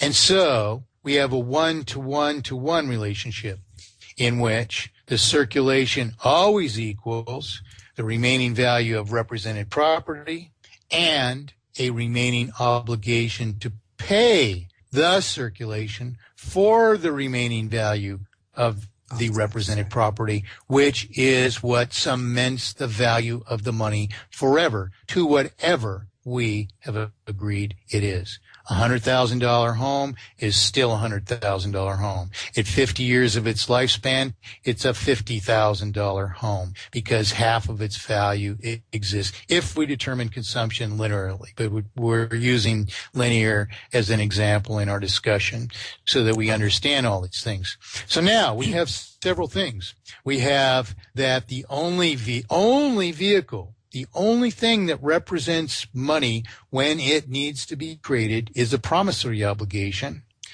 which has to pay and to retire principal at the rate of consumption of the related property and has to be free of interest. Yes. Now, we have the further consideration of determining whether or not interest is justified to consider down the road here.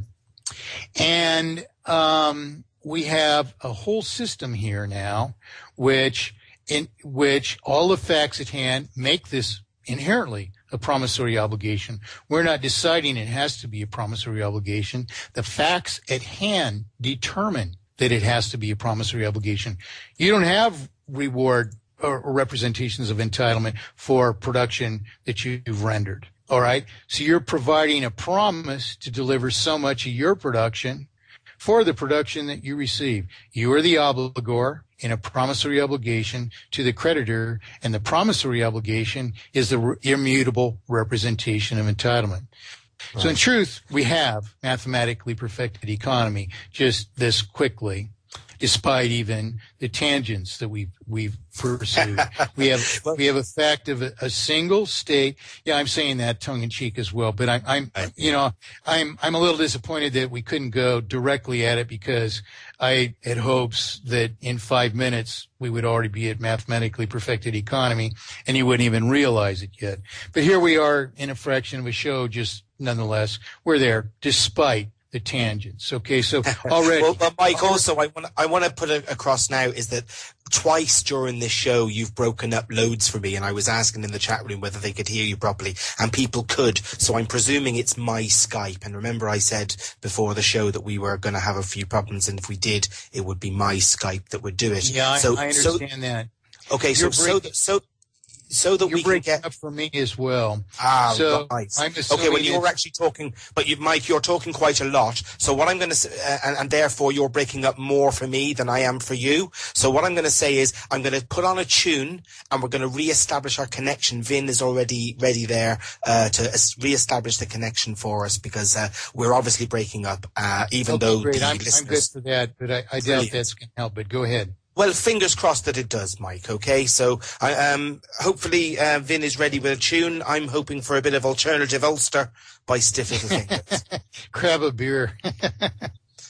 and welcome back to Out of the Bag. This is Sean Maguire on TNS Live, and I hope you've been enjoying the chat with Mike Montagne, founder of Mathematically Perfected Economy, creator, in fact, of Mathematically Perfected Economy. So I'm hoping our connection has been established a little bit better.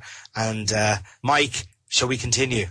Yeah, and I'm here. I am, to my surprise, actually. I'm hearing you perfectly without any breakups now, which is good. Okay, so that worked. Great. At least for the while. Sometimes Skype it queues up and it gets a huge backlog of drop packets, and so it tends to break down again as it was before. Let's kind of review, because people are not accustomed to drawing these intricate, although they're really not very difficult facts, into the whole picture. We have a situation now where it appears that promissory obligations are in fact the only reasonable vehicle for a currency. Now, there's lots of further things that we can understand from the few principles that we've established now already. As I said in the beginning, I can extrapolate or interpolate all other facts from a key, and we already have this key. Let's apply it now to the gold standard.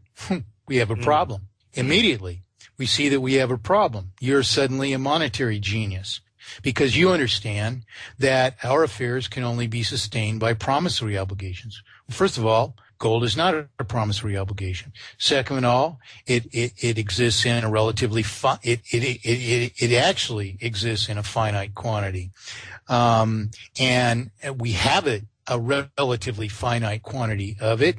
And if our entitlement was to be represented by gold, the quantity exists in disparate volume from what we need to represent. And so this obstructs us from volumetric propriety, even if it doesn't have any dispositional impropriety, because money which may represent gold isn't loaned at interest, but money which represents gold is loaned at interest. And the reason it's compelled to be loaned at interest is because property is really at stake, which indeed does justify interest if and only if you deprive people of issuing their promissory obligations. So the faults of gold become immediately apparent to us. And there is no other valid mathematic analysis of gold. It fails our volumetric requisites, and it inadvertently imposes the dispositional improprieties that we're suffering. And in fact, then if we look at all history, we can interpret that history readily and look for the facts at hand. If we're a simpleton, we can look at the United States history, for example, when gold was supposed to be $20 an ounce or $35 an ounce, as fixed by the Constitution. Well, we can say that the value of money was the same all that time. If we compare gold to what it was assigned in the way of value by law. But that's just to compare those two things. The value of money is what it can acquire as we spend it.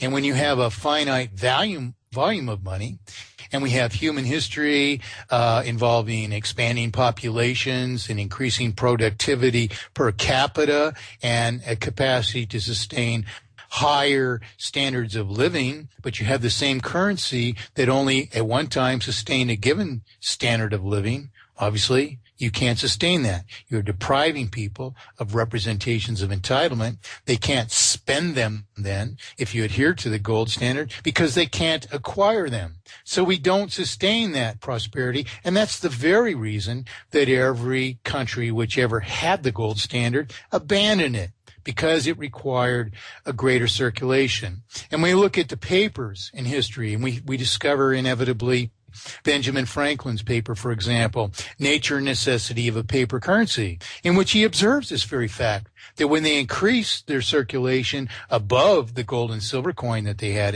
in hand, they were able to sustain tremendously greater prosperity. So he advocates paper currency, but he does so with reservation, assuming that some amount would be too much and some amount would be not enough. But he doesn't ascertain what those things are, and you yourself have already solved it. You've solved inflation and deflation because there has to be an equality between represented property and represented entitlement. All right? Absolutely. And we have established that this, in fact, can only occur through promissory obligations, which typically through history have been paper, but they can be digital as well. So anything that is an accounting system, in effect, that represents the entitlement that we have acquired for our production suffices. So the physical or electronic or digital representations of entitlement, that part of it is pretty much irrelevant, except for the cost of the one or the other, and the convenience and the other implications. Digital representations of entitlement can only be stole by digital means, and those can be very, very, very well secured. Whereas physical representations of entitlement, the thing we usually refer to as money, or can be stolen from us now and lost and so on and so forth. Mm-hmm. Now, so we have discovered, just by exploring the root fundaments of the issue, we have discovered that promissory obligations are the only reasonable vehicle for representing our relationships with each other, which yes. Banking, government, etc., have no role in whatsoever, no natural or intrinsic role in whatsoever. Money is between us, and this is a further observation that we have to adhere to in order to round out our idea here. And we understand everything about everything else now just from the context that we already have. We have mathematically perfected economy. But let's take these principles now and examine them. Is indeed a promissory obligation a fitting vehicle?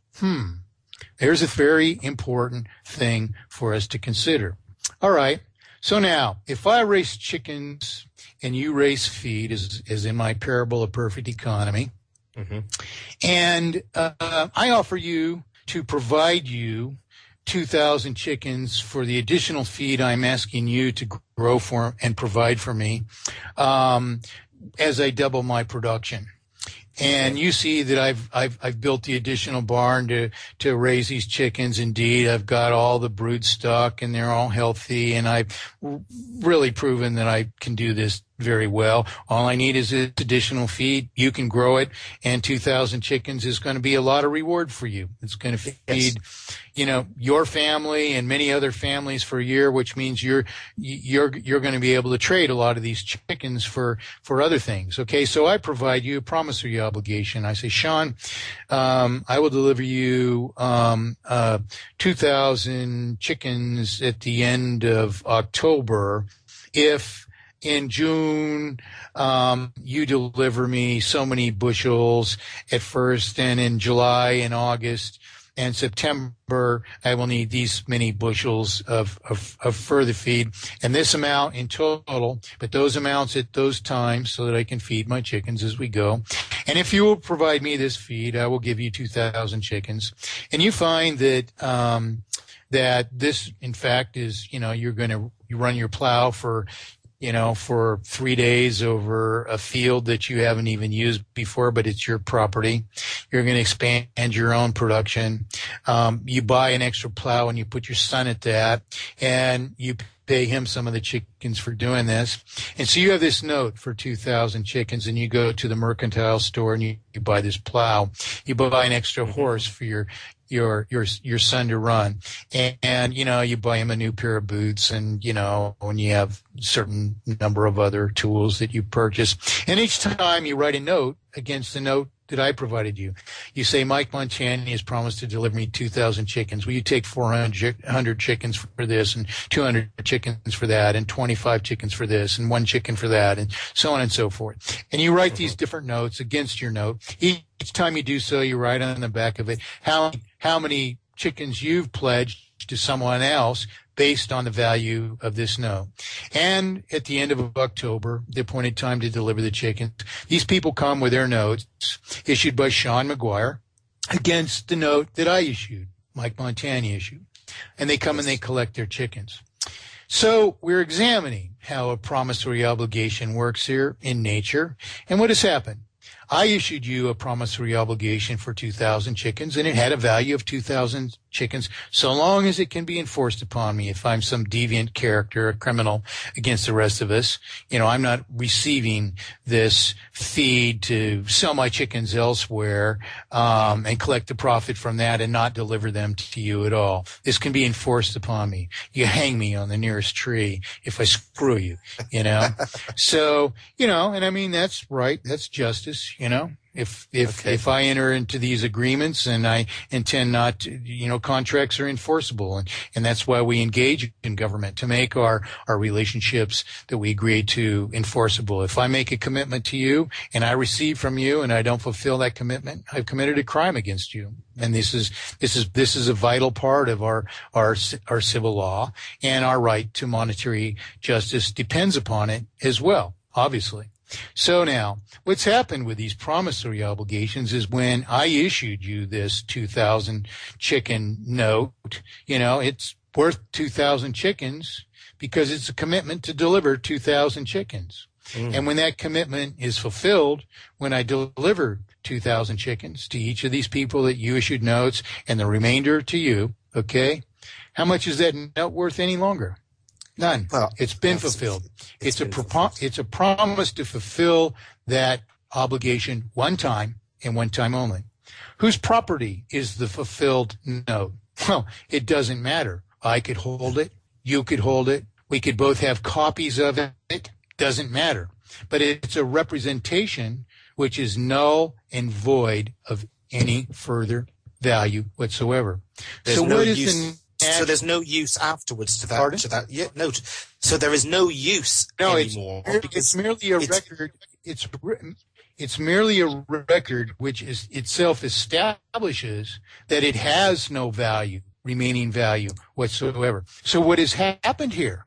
When the principal was paid, when the 2,000 chickens were delivered, the former representation of value indeed ceases.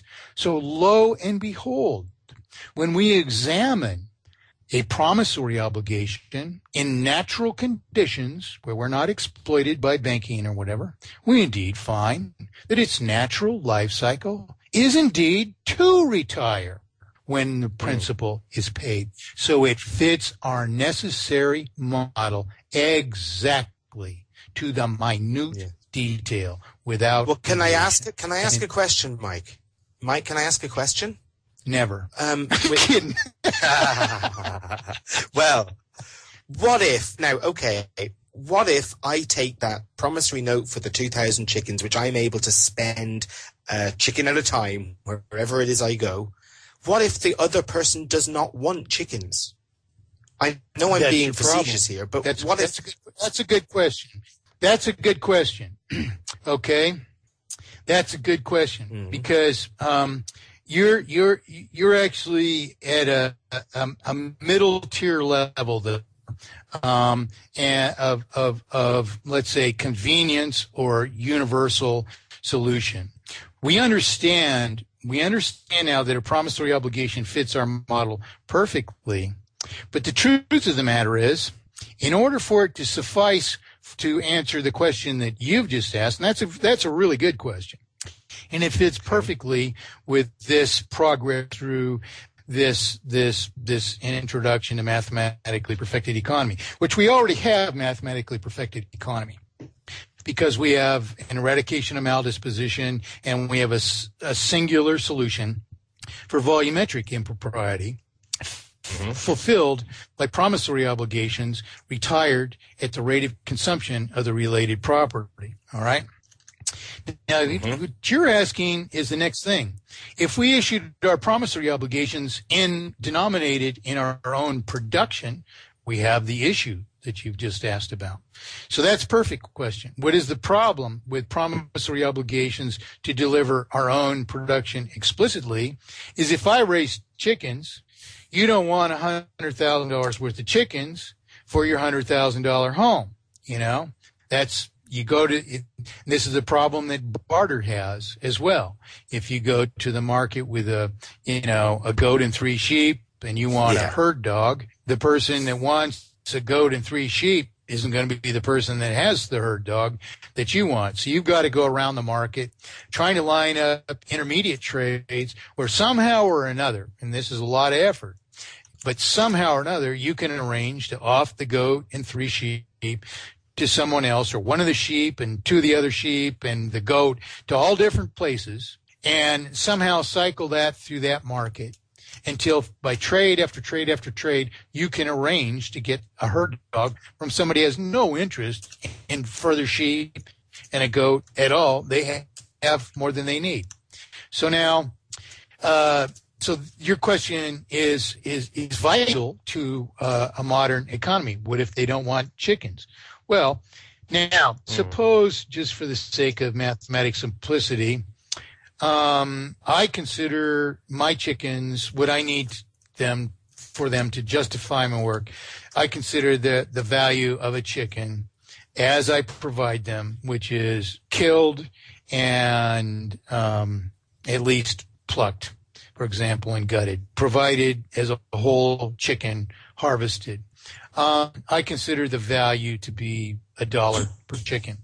So now, instead of issuing a note for 2,000 chickens, I issue you a note for $2,000 or 2,000 pounds. It doesn't matter what the currency is, 2,000 pounds. And you say, okay, 2,000 pounds, not 2,000 chickens, would justify me, and I can buy my plow with, with 400 pounds instead of 400 chickens, and the mercantile store can spend those 400 pounds however and wherever it wants in minute fractions and in combination with other earnings that I have, which might be for hogs or horses or hay or whatever, And so by using an abstract unit in which we determine the value of our work in terms of how many units of the abstract unit that we want or need to acquire for our own production, we provide instead a universal currency. And so, of course, our promissory obligations, even in banking, are in fact issued in a universal abstract unit to which our work gives all the value, while banking is siphoning from what we can acquire for our money to an ever-escalating and eventually terminal extent. And in truth, that question rounds out the whole picture of what is a mathematically perfected economy, because in truth, you do have to have a universal currency. So it's universal because it's an abstract unit. And because we don't define the value of $1, we allow free enterprise, as we do, to resolve whatever it considers a dollar to be. Because we start out today and a pound is this and a yen is that, and a yuan is that, and a dollar is this and a peso is that, okay? And we can get so much with so many pesos in dollars and pounds and everything else. And because we already have existing contractual agreements which are denominated in those very units, then to use them in a mathematically perfected economy instead allows us to continue in fulfilling our contractual obligations to each other, even at less cost than we're enduring now, because the transition to mathematically perfected economy takes what we need to yet to determine about banking in this conversation and resolves it to a fact that in order to transform a banking system into mathematically perfected economy, because interest is unjustified and unjustifiable, we count all prior payments of interest instead toward principal, and we revert the schedule of payment to what it would be under mathematically perfected economy, which is the rate that we consume about of the related property. Excuse me. So what happens then is, in the case of the 100,000-pound home, and say I've had it for 50 years, and I've actually or 10 years, and on a 30-year note, and I've already paid 70,000 pounds of interest and 40,000 pounds of principal, or 110,000 pounds I've already paid in 10 years against a 100,000 pound home. The transition to mathematically perfected economy, rectifying the damages of the banking system to us, counts all the prior payments of interest instead toward principal. So we've already paid 110,000 pounds toward 100,000 pounds of principal. The home is free and clear. It's ours. We could be 6 months in arrears and in foreclosure right now. And including interest, we might still owe another 200,000 pounds in remaining principal and remaining interest. Well, we've counted the interest toward the principal as we rightly should, and we've immediately resolved this foreclosure circumstance. And let's say that some remaining principal remains. Well, being as if you take this 100,000 pound home under banking systems, we might pay 1,000 pounds a month for it. Under mathematically perfected economy, if we divide the 100,000 pound value by the 100-year lifespan, we come out with 1,000 pounds per year.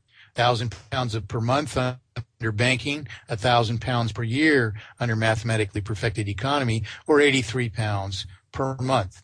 1/12 as much under mathematically perfected economy. So here I paid for that home for 10 years under banking, and I'm in foreclosure because I'm 6 months in arrears now on my payment. Okay, and I still have some balance because I haven't paid for the home in principal and interest. Okay, so some principal remains. But being as I've paid for that home for 10 years at 12 times the monthly service cost, or the periodic service cost, under the transition to mathematically perfected economy, those payments for 10 years extend to approximately 12 times into the future, because it would be 83 pounds a month instead of 1,000 pounds a month. And so that equates to my 10 years of payment equal 120 years of payment under mathematically perfected economy. Justification for mathematically perfected economy is to re-examine banking then. And we can conclude this likewise in just moments, because banking gives up no commensurable consideration. During the colonial era here in the United States, Benjamin Franklin, and one of the reasons he ostensibly he wrote this article, Nature Necessity of a Paper Currency, was so that he could become a publisher of the colonial currency of Pennsylvania. And as publisher of the currency, he did not require that the principal be paid for him as opposed to retired from circulation, as we've established is the only justifiable and rightful life cycle, and is the necessary cycle. Instead, he left that to banking, but he was the publisher of the currency. Now, by saying that banking is just the publisher of the currency, all we're doing is we're stripping the facts of the matter, and banking doesn't loan money into existence, which didn't exist before. This is impossible because the money doesn't exist as a representation of entitlement to banking. They're publishing a representation of the matter at hand, claiming it was their rightful a representation of their rightful entitlement, and that it's at some risk, which justifies interest. When I first looked into this, in my early research turned up a fact that it cost approximately 1/10 of a cent per bill, regardless of denomination, to publish Federal Reserve notes. That is, a $1,000 bill cost 1/10 of a cent. A $1 bill cost 1/10 of a cent. That's what it costs to banking to create it. Now, is banking entitled to collect for its own enrichment $1 when it only gave up 1/10 of a cent? Is the question. Well, in the regular operation of business, we are entitled to collect our operating costs and reward for our efforts. And let's just say that's 2 cents of a percent provides to sustain these bankers who don't do any work at all, who don't produce anything, for producing representations of our promissory obligations. But if they don't give up any property of their own of commensurable value, that is all that they're doing, is publishing further representations of our promissory obligations. So now, the principal is not the property of the bank. The banking system may have some rightful entitlement under the principles that all of us are abiding by to acquire some reward for its actual contribution to the whole matter of printing further representations of our promissory obligations to each other. Yeah. Because it provides means of redeeming these. That would just be minimal, wouldn't it, Mike? That would just be minimal, wouldn't it? I mean, so negligible that we wouldn't even notice that it existed. 2/10 of a cent for $1,000, you know, and in digital form, money doesn't even cost that. 2/10 of a cent to create infinity, So, except in individual instances, but in one instance, it's, it wouldn't cost 2/10 of a cent to create infinity. And so now, the principal is absolutely not the property of the banking system. And we have many cases over, 45 years here where we've proven this every which way and possible. We have freedom of information inquiry against the Bank of England, for example, and the Bank of England first asserted that the question I just asked, what commensurable consideration does the banking system give up in creating further representations of our promissory obligations? Which is a rhetorical question, And the vice president of the Bank of England asserted that the question was unintelligible. And I gave it in great detail, and I gave it in many forms. So I elaborated on those, and I gave a simplification of it, reiterated everything basically. And they claimed for some number of exchanges of response and reply, that it was too difficult to understand this. And I put it in the most simple damn terms possible. And to avoid answering the question, then the vice president of the Bank of England claimed that it would be too expensive to answer the question, that they were allotted whatever it was, £1,400 of cost to answer any of these questions that they're obliged to answer under the Freedom of Information Act for England. Okay. Yeah. And he said it would take more that they usually applied 20 pounds per hour or something like that for their research, and that it would have taken more than, I forget exactly what the numbers are now, but this is basically the story of it, that it would take more than 70 hours to answer that question. And to make a long story short, I said in response, bullshit. If banking was ever justified, then it was proven that the banking system gave up property of commensurable consideration or no such debt could possibly precipitate to the bank because it had in fact lent nothing. Okay? Yeah. And so... Mike, I have a question for you. Oh, sorry, go on. Go ahead. So the fact of the matter is that the banking system has proven that it has no answer for this vital question, which is indispensable to justifying banking. Now, so where does this leave us? It leaves us in a very simple state then in regard to banking. The fact is, banks do not loan money into existence. They are not entitled to the principal.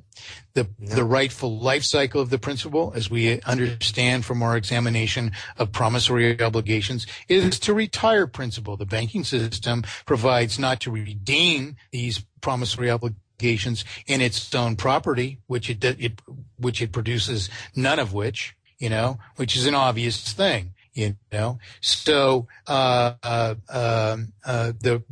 fact is that banking, it's physically, rationally, and ethically impossible that banks loan money into existence. It does not come from their prior possession because it's being created at the time, nor do they ever give up commensurable property in the whole life cycle of money. Therefore, neither are they loaning it to us, nor is it a debt to banking. It remains our promissory obligations to each other. And therefore, because banking makes no such provisions and no such justification exists, they are not lending us money. They are merely publishing further representations of our promissory obligations to each other. And this is what my work contributes to all this. And this is what we all have to understand for the light to go on. And we all say, aha, we actually have no use whatsoever for banking.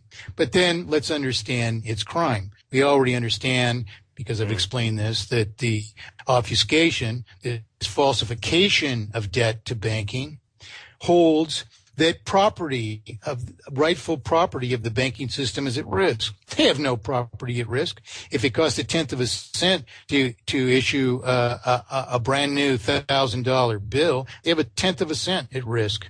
And they will get that 1/10 of a cent back in a tiny fraction of the first payment of any such debt. They will get it back multifold. And being as they are laundering it into their possession, the first payment that we make, even the down payment, which is generally made, especially in long-term debts, protects the bank from any possibility of loss ever. So there's no risk, there's no entitlement, there is no property at stake, as ostensibly justifies interest. So interest is not justified in the creation of money.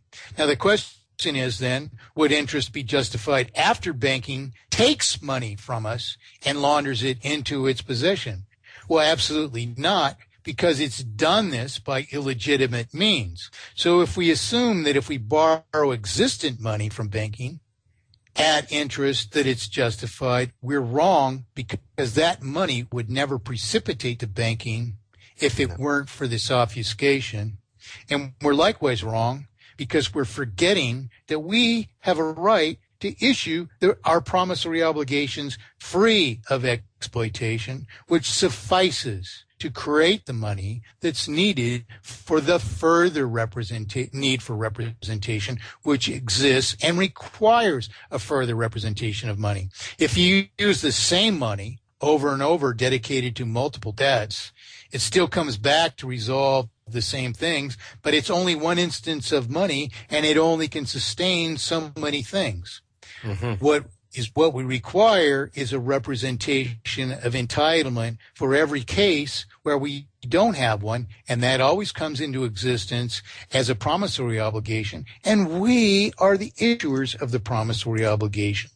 We are the entities which provide to fulfill the promissory obligation, to provide to the creditor an equal measure of our own production by contributing it to the overall pool of production, by earning the promissory obligations from the creditors, and by paying against the debt that they represent, which retires the principal, which makes the equal amount of production available to the creditors.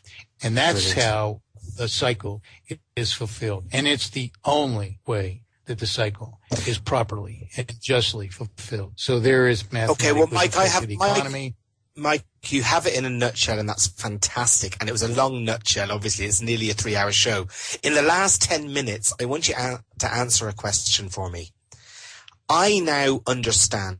I already understood before I spoke to you how criminal the banking system was, at least in my country. Okay? And I know it's a global system. So I can see that they're absolute criminal and putting people into debt, and it's full usury and it's terrible. Okay. Why can't we use MPE from tomorrow, and what's stopping us from using it? I mean, is this like the electric car and the free energy devices that exist that are just being so hidden and controlled that we're not allowed to use it at all, and these idiots are allowing us to not use it, stopping us from using it? What I'm saying is, why can't we just completely come out, stop using banks tomorrow, and MPE from then on? I mean, do you have to speak to governments, or could we do it ourselves, the people, or do we have to demand our government uses MPE? You said that really well. You have the whole thread now, because exactly what you're insisting upon rhetorically in your question is exactly what we have to do. We have a body politic which has been installed by banking. The largest contributors of every presidential candidate in my lifetime are the financial system. Both sides of the aisle. Doesn't matter who wins. They're fully committed to banking.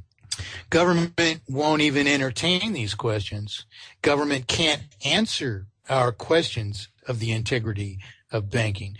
Banking can't answer those questions. There is no justification. Now that we understand these things, we can look at all the history that's ever been crammed down our throats, and we realize readily, never once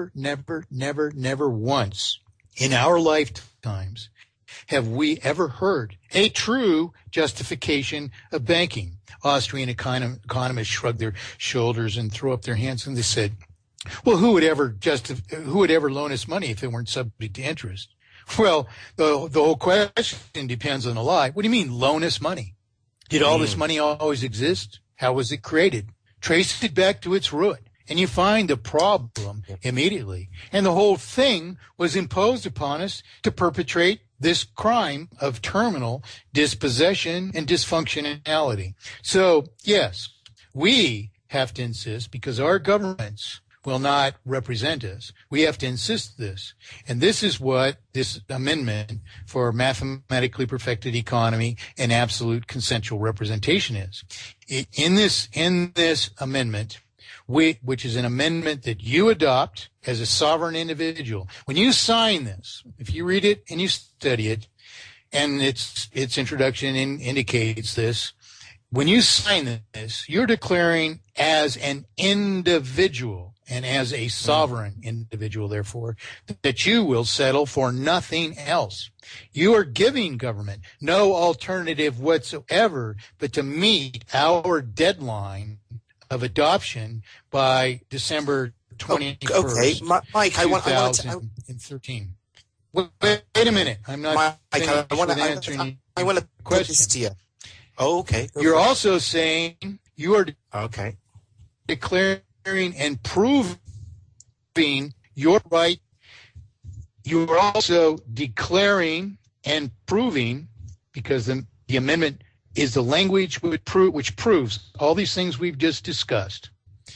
It proves the crimes against us. It proves their consequence. It proves that we never gave our assent to them, that these things can never serve us, that they have a singular solution and a singular just means of transforming the crime into justice, which is mathematically perfected economy. So we are also asserting in this amendment our rights to math, and we are asserting and exercising our rights to mathematically perfected economy on an individual level. You can go to your bank and write an irredeemable promissory obligation and return to the bank, film yourself doing it with witnesses, and resolve your debt to the bank to mathematically perfected affected economy. Waiting then until government complies with our December 21st deadline to meet our stipulation that they have no authority or power whatsoever, that they are guilty of treason if they fail to meet this deadline. And the people get to decide the penalty for treason. We're throwing the book at them. We're proving the crime. We're proving we understand that when you sign this, you go to the bank, you resolve your debts. Now, you may continue to pay taxes. I'm into this. Mike, I'm into this, and the reason why I'm cutting across you and saying it is that there is a gathering. There's more than one, actually. There's one on Friday in Dublin. There's one on Saturday in Dublin. And there's another one in Limerick on Sunday. There's been one in Athlone last week. There's a few more coming up. And these are from really great groups of people, individuals representing sometimes 30,000 plus people in their groups. And I want to put this to them. And I want to put this mandate to them and get them to know about this. And to go for it. Ireland is 5 million people. If we can't bloody talk to each other and get this through and start using it and tell the banks to feck off out of our country, I don't know where we can do it. So I apologize for cutting across you. No, don't apologize now, because I like what you just said. Yeah, we do need to tell them to feck off. But in fact, worse than that, here's a rope. You see that light post? You're going to be swinging from that in 5 minutes. You got no other choice. You're elected to power. These are your duties. You serve us, not the banks. This is it. We're not paying these debts. We already paid them. You prove we didn't. If the banks loaned us money, which were irredeemable promises to pay, meaning that they provided no provision whatsoever to give up their property at any state, there is no debt to the banking system. We've just resolved our debts by issuing irredeemable promises to pay. Likewise, if they have a right, we have a right. You serve all of us equally. Which is it? Here's the rope. Mm-hmm. There's the lamppost. Somebody get a ladder. We're standing this guy on top of the ladder to give his answer. Wrong answer, we kick the ladder out from under you. Right answer, guess what? You are a representative. Which is it? Well, do you know what, Mike? Okay. And thank you so much for clarifying MPE for me on my show. Okay. It's brilliant, and I'm honored that you're here. But not only is the economy, which unfortunately, fortunately for and oh my God, they're going away for a long time, or in your analogy, they're swinging very quickly soon, Right, but this is what absolute consensual representation is about. Without absolute consensual representation, and I'm not going to bother to define it because we only have, we're already over our time limit, I think. But without it, we can't enforce our needs. And they swing for those things too. Absolute consensual representation is all of the means necessary to restore our governments to rectitude and to enforce it from the popular level forever afterward. It's the checks and balances that our founders never conceived were possible. But there's one further thing for us to address in closing, and that is, you present this to 30,000 people tomorrow. If 100 of those decide instead to create their own movements, borrowing from my work, creating Money is Dead and Money Masters, and we've got to return to... No, we've got to be on the same page, Mike. We've got to be on the same page for anything to work. Yes. Further division and imitation is a disservice. It is a crime of like magnitude. And so all the imitators and pretenders have to be eradicated likewise. They're every bit as big a criminal as government is against us. Everyone that sows division by pretending that their authority, which deviates from these facts, who follows my every pattern. Well, I proved that principle is the cause of multiplication of debt, is what Paul Grignon is claiming in Money is Dead. And the only reason he's trapped himself into that corner as he started out with the wrong misunderstanding of my work, that debt is bad when it's not debt which is bad, especially when debt is only to pay the principal. It imposes no injury whatsoever on us. But that the obfuscation precipitates in a perpetual multiplication of falsified debt until we suffer terminal debt. That is the crime against us. And so my imitators can't even restate these things. So we have to understand that they only sow division. They are every bit as great an enemy as government, because for their own unwarranted and undeserved glory and monetary gratification, they are seeking to usurp this movement. And you will have that. And Mike, we're going to have to go about this. Sorry, Mike. Task. Okay, you're breaking up for me, so I'm going to have to say that it's now midnight, and we're going to bring it to an end now, Mike. And you're always welcome back on. Mathematically perfect. Say that again, Mike.